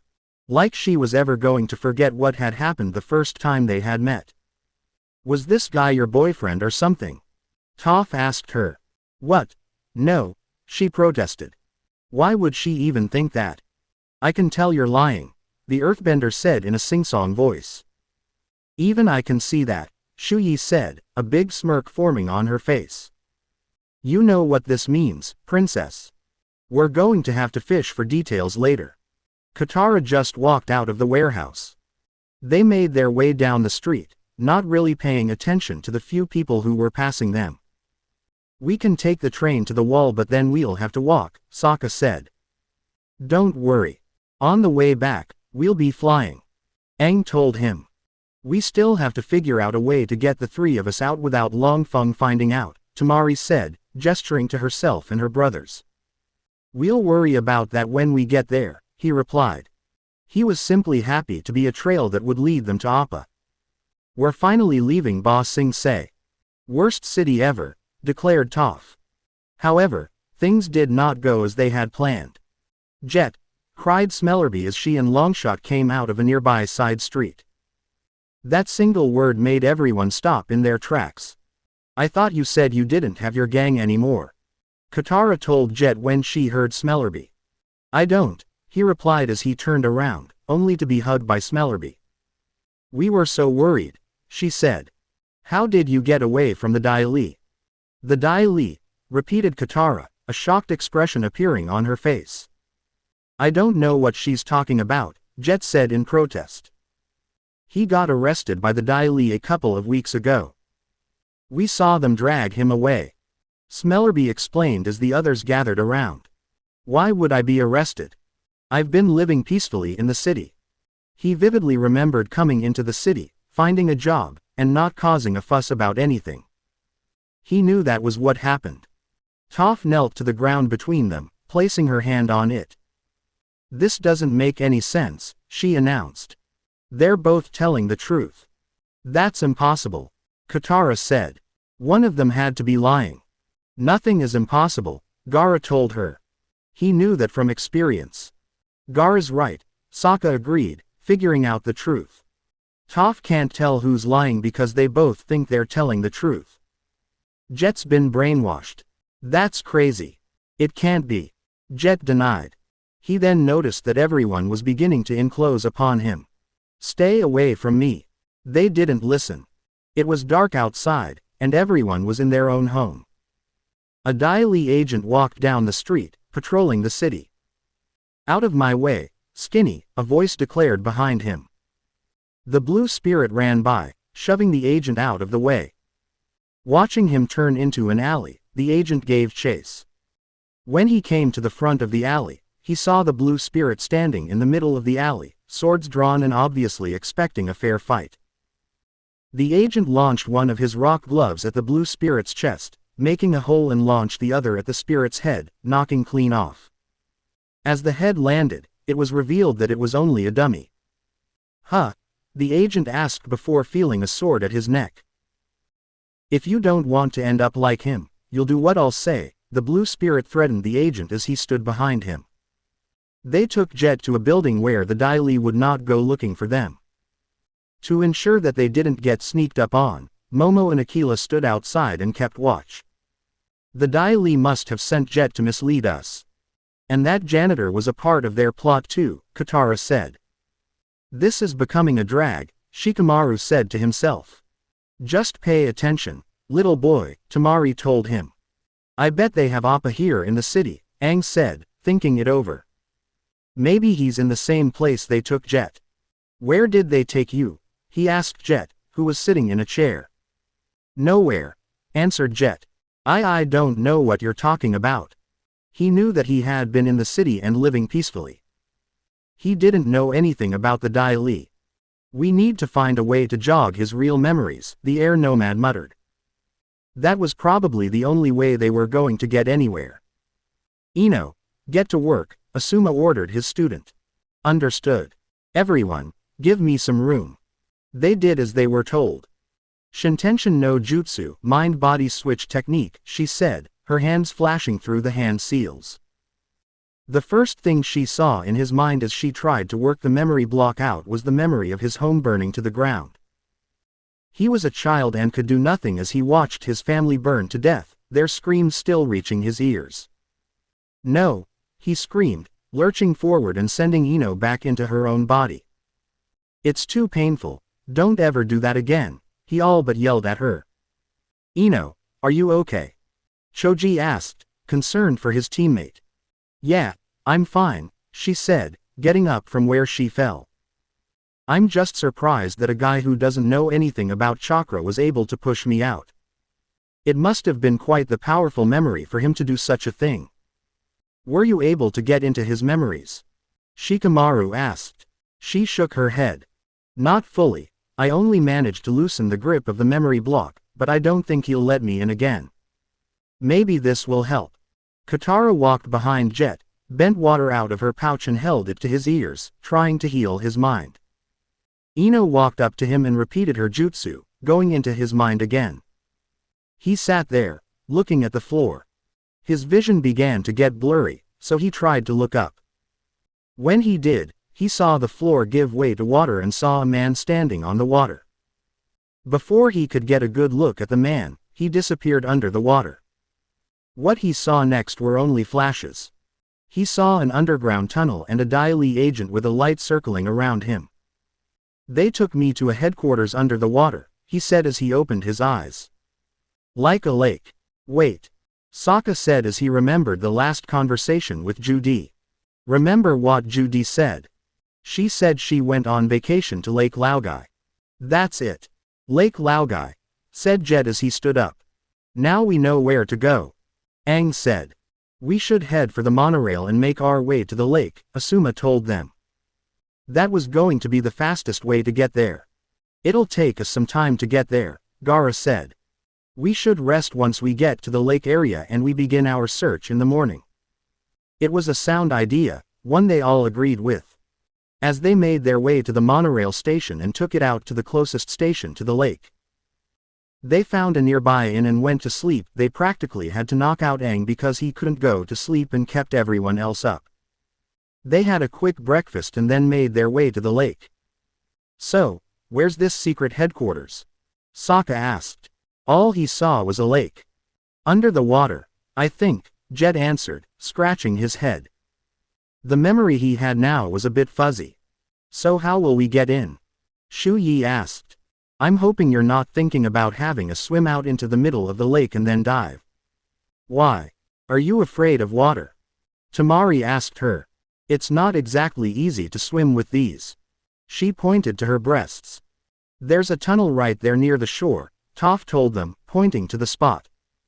She walked to the shore, whistling as she went. When she reached the edge of the shore, she brought up a slab of rock with earthbending. At the end of the slab was a stone that looked like it was covering something. Toph moved the stone to reveal a hole with a long ladder leading down. Momo flew away, not wanting to go underground. Aquila, Sokka told the wolf, stay out of sight. Aquila nodded in agreement and headed back to the shore. They made their way down the ladder and into the headquarters. Jet led the way. It's all starting to come back to me, he whispered. His memories were becoming clearer and clearer as they walked through the eerily lit tunnels. They passed by a slightly open door and took a quick look inside. What they saw scared them. I'm Judy. Welcome to Ba Sing Se, a Dai Li agent said as he stood in front of several women. I'm Judy. Welcome to Ba Sing Se, they repeated with a monotone voice. We're so lucky to have our walls to create order. We're so lucky to have our walls to create order, they repeated with the same voice. By the spirits, that's terrifying, Shu Yi whispered as she looked through the door. How could they do this? They were taking women and turning them into dolls. The rat only wishes to have power and control, Gara told her. He does not care about the methods to get them. He was disgusted by what he was seeing. Even he had been treated better as a child than those women were now, and that was saying something. That's why we have to stop him, Sokka said. They needed to bring Long Feng down so the Earth King could learn about the war and to prevent anything like this ever happening again. Shu Yi was silent for a minute. Sokka, can you promise me something? She finally asked. The tribesman turned to face her. It was the first time she used his name. What? Promise me that I won't become a Judy. She looked back to the door and quickly whipped her eyes away. She sounded scared at the idea of becoming something like that. Don't worry, you won't. I think there might be a cell big enough to hold Appa up ahead, Jet told them. They soon came across the door he mentioned. I think it's through here. He opened the door. The sky bison was chained to the floor. After finally escaping the sandbenders and having bad experiences which ranged from hunger to a Fire Nation circus, Appa had made it to Ba Sing Se, only to be captured by Long Feng. The only one who had gotten closest before now was Momo, who found the location where Appa was taken. But that was it. Now, he was in a dark room, lighted by the palest light, and chained to the floor so that he could not fly. The door to the cell opened and he opened his eyes, hoping that it was Aang. But what he got was a person wearing a blue mask. He stood up into a defensive position and growled at the person. He knew who it was just by his scent. Expecting someone else, the blue spirit asked, walking into the room and drawing his swords. They all walked through the door and into the room. It was big, empty, and dark. Despite all that, they couldn't shake the feeling that they weren't alone in the room. Their fear became true when the door behind them closed and the room lit up, revealing Dai Li agents hanging from the ceiling and walls. Now that's something different, Sokka commented as his boomerang was quickly drawn. Next thing you know, it'll be raining men, Ino said, agreeing with the tribesman. Of which I think you'll love every minute, Tamari told her. You have made yourselves enemies of the state, Long Feng announced, standing before them with Dai Li agents standing behind him. Take them into custody, he ordered the Dai Li. They dropped down from the ceiling and encircled the group. Two of the Dai Li acted first by bending their rock gloves at the group, which then turned into fists.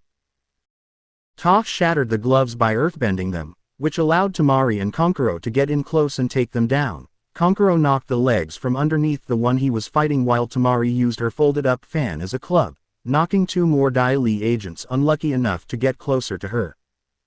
Jet and Shu Yi charged two other Dai Li agents, who also launched their rock gloves at them. Jet shattered them with his sword and slid past one of them, using his hook sword to trip up one of the agents. Shu Yi punched the other agent hard in the stomach, sending him flying into the wall. Aang dealt with agents with both airbending and earthbending. Sokka and Katara also destroy a pair of rock gloves but got caught by the second pair. They started to get dragged towards the Dai Li agents who had fired the gloves but were saved when Toph bent a rock wall between them and the agents. They tried sending a rock line at her, but she bent the earth beneath her upwards into a column. The two agents went after her using columns, along with two other agents running up opposite sides of the walls. They bent columns out of the walls and sent straight at Toph. She took down the first pair easily, jumped over the columns coming from the walls and took out the other two. However, a rock glove caught from behind, making her fall back to the ground and towards the agent bending the glove. She was saved by Jet, who was using a steel chain to swing past her. The agent fired off a rock shoe after the two, but Longshot destroyed the shoe with an arrow. Two other agents joined the first and bent more rocks at them. Jet leapt over Longshot's back and destroyed the rocks with his hook swords. The agents were about to bend another round of rocks at them but were grabbed by their legs and thrown at the wall by sand. Toph, Jet and Longshot turned and saw the sand coming out of Gaara's gourd. Gaara wasn't moving himself, but whenever a rock glove or shoe was sent at him, the sand would protect him from the attack. He gave them a nod and then went to help Team Asuma. Long Feng just watched all this happen. When he realized that the odds were not going to be in his favor, he left through the door, closing it behind him. Aang saw him leaving. Long Feng is escaping, he yelled out. He went after him with Jet and Shu Yi behind him, blowing the door apart with earthbending. They chased after Long Feng, entering a room that pipes in the walls and water coming out of them. They looked around for Long Feng, only to hear and see the door seal them in. Long Feng dropped down in front of the sealed door. "All right, Avatar, you've caused me enough problems," he said, completely annoyed. "This is your last chance, if you want your bison back." Quote, "You do have Appa. Tell me where he is," Aang demanded. "Agree to exit the city now, and I'll waive all charges you and allow you to leave with your lost pet." He practically ordered the air nomad. "How about you give us the bison and I don't smash your face in as well as making you unable to have children?" Shu Yi threatened, holding up her fists to emphasize her point. "You're in no position to bargain," Jet told Long Feng, readying his hook swords. "Am I not?" he asked with a calm and confident smirk on his face. "You're definitely not," Aang told him, readying his staff. He was outnumbered and outmatched. "Jet, the Earth King has invited you to Lake Laogai." Jet went still as his eyes dilated. "I am honored to accept his invitation," he intoned with an emotionless voice. He turned on the others. They dodged his swings but were still surprised. "What's the matter with you, Jet?" Shu Yi demanded. Jet's only reply was to charge them. Appa growled at the blue spirit, stomping his front feet to warn him off. "You're mine now," the blue spirit said. Hearing the door behind him open, he turned and readied his swords for a fight. But who he saw next was not someone he was expecting. Uncle Iroh stood at the door, closing it behind him. "So, the blue spirit," he said. "I wonder who could be behind that mask." The blue spirit sighed, lowered his swords and took off his mask, revealing Zuko's face. "What are you doing here?" "I was just about to ask you the same thing," his uncle replied. "What do you plan to do now that you've found the Avatar's bison?" "Keep it locked in our new apartment." "Should I go put on a pot of tea for him?" Uncle's using sarcasm. He's never done that, Zuko thought. But while surprising, that wasn't important. He turned his attention back to the bison. "First I have to get it out of here." "And then what?" Iroh shouted. "You never think these things through. This is exactly what happened when you captured the Avatar at the North Pole. You had him and then you had nowhere to go." "I would have figured something out," he protested. "No," the Dragon of the West yelled at him. "If his friends hadn't found you, you would have frozen to death." He growled slightly in frustration and looked away. "I know my own destiny, Uncle." He had to bring the Avatar to the Fire Nation. He had to go home. "Is it your own destiny? Or is it a destiny someone else has tried to force on you?" "Stop it, Uncle. I have to do this." He faced the bison. That was what he had to focus on. With it, he was even closer to taking the Avatar captive. "I'm begging you, Prince Zuko," Iroh said, using his title, something he hasn't done since they had first traveled to Ba Sing Se.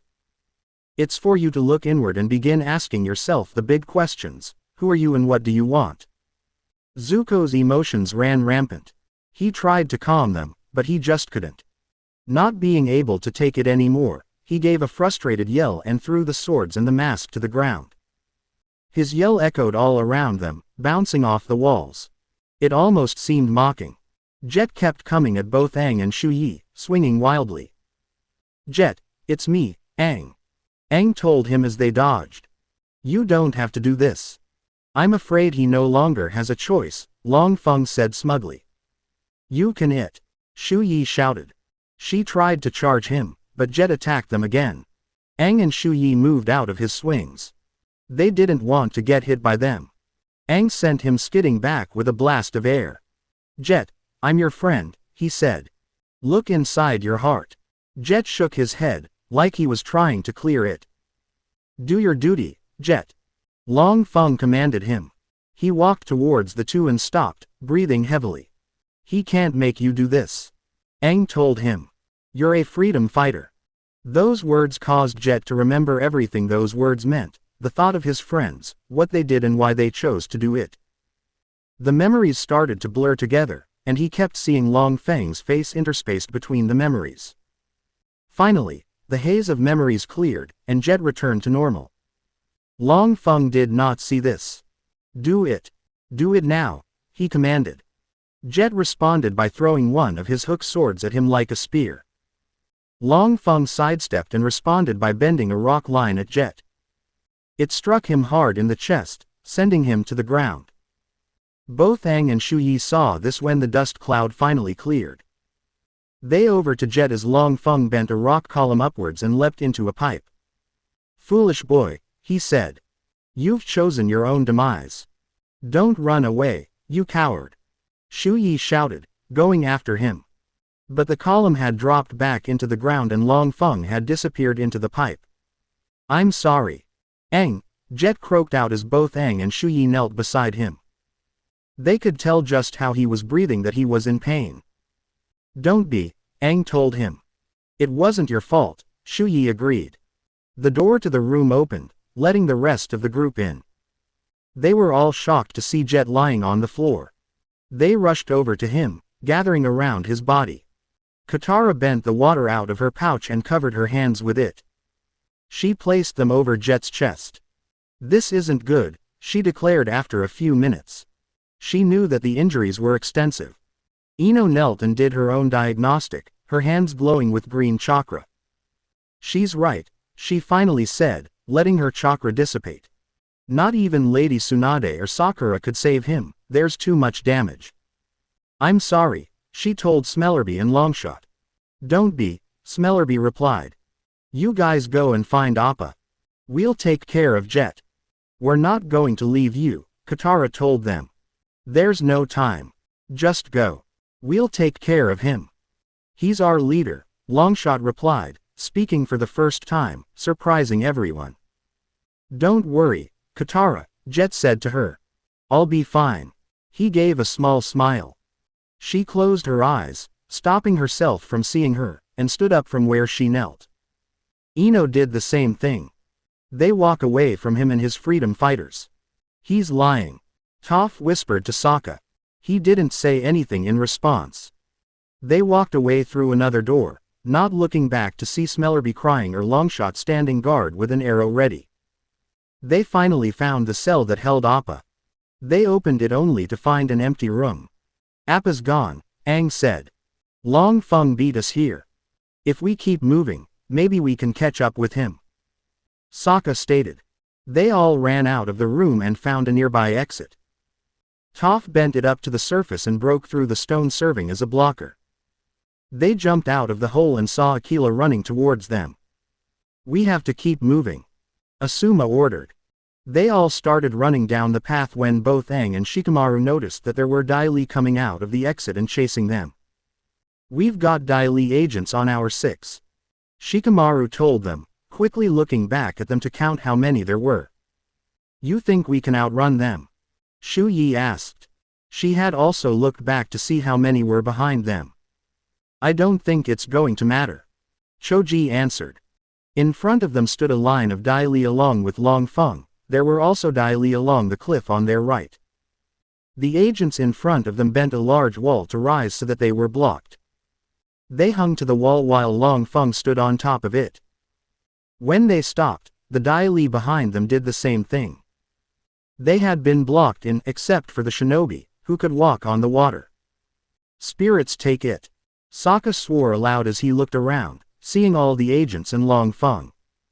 Do we have any options? Momo flew down onto Aang's shoulder, making noises at them. What is it, Momo? Aang asked. Momo took off from his shoulder and flew into the sun. Aquila raised his nose up and sniffed the wind. His lips curled back into a wolfish grin. He threw his head and howled to the sky. The Dai Li agents shivered at the howl. It almost sounded like a battle cry. After Aquila was done, silence reigned supreme. Then, from above they heard a roar that seemed to answer Aquila's howl. From the direction of the sun, a certain sky bison flew down to them. Appa! Cried Aang with joy. Appa smashed through both walls, sending Dai Li everywhere. Aang and Toph took care of the ones on the wall by bending the area of the cliff they were on to jut out, sending them flying into the drink. After Appa had smashed through both walls, he turned around and landed on the ground. As Long Feng stood back up, he saw that the Dai Li had gotten away. He then turned around and came face to face with a very, very, very pissed off Sky Bison. I can handle you by myself, he declared. He charged at Appa, bending the earth to form a ramp beneath him. He threw a kick at the Sky Bison, but all Appa had to do to stop him was bite down on his leg. He tossed Long Feng out into the water, making him skip like a stone before finally sinking into the water. Appa stood there for a few seconds and then spat out Long Feng's shoe. Then he turned his head towards the group, causing them, except for the Sand siblings and Shu Yi, who had never met him, to run forward and circle around him. He sat down and let them get close. Sokka hugged his arm while Aquila and Momo jumped onto his head. Aang leapt onto his forehead, trying to hug him for all he's worth. I missed you, buddy, he said, tears of joy flowing freely down his face. Appa closed his eyes in contentment. So that's a Sky Bison, Shu Yi said as she looked at Appa. Truly, an impressive creature, Gaara commented. There were a very few creatures he had seen in his life who could match the one in front of him. Sokka lifted his head from Appa's leg, seeing that they hadn't moved from where they stood. Come on guys, get over and meet Appa, he told them. They walked over and placed a hand on Appa. When he didn't growl at them, things went more smoothly. A few minutes later, Appa was flying over the water with passengers on board. Katara looked down at the water, remembering Jet. She felt a hand on her shoulder and turned around to see Aang, Toph and Sokka. The four of them on Appa's head gave a group hug while the others stayed on Appa's back. Appa himself just lowed in contentment. Aquila woofed in agreement. They climbed out of the hole that served as an entrance. You did the right thing, nephew, Iroh told him. Zuko didn't reply, he just took out the mask of the blue spirit and looked at it. Leave it behind, Iroh told him. He walked to the edge and tossed the mask into the water. After he watched sink into the water, he and Iroh left. Naruto stood on the cliff, watching as the Sky Bison flew away. Hook, line, and sinker, he said with a smirk. End. Author's note. Thanks for all the reviews you've sent me. Okay, I kinda wrote about the tales of Ba Sing Se but did not add new tales. I simply put other characters into them. Think of it as a compromise. If you truly think about it, Naruto was just like Aang when he was 12. Now that he's grown up a little, you can see why he doesn't think very highly of Aang. Also, I gave Naruto a little more screen time than intended so the people who are complaining that I've been focusing too much on Aang can shut up. The reason I haven't done a lot of Naruto lately is because right now I want him to be the man in the shadows. You can't see him but you can feel his presence. For those of you who are wondering about what Sokka's ace against the Dai Li is, just wait. The end game of Ba Sing Se is beginning.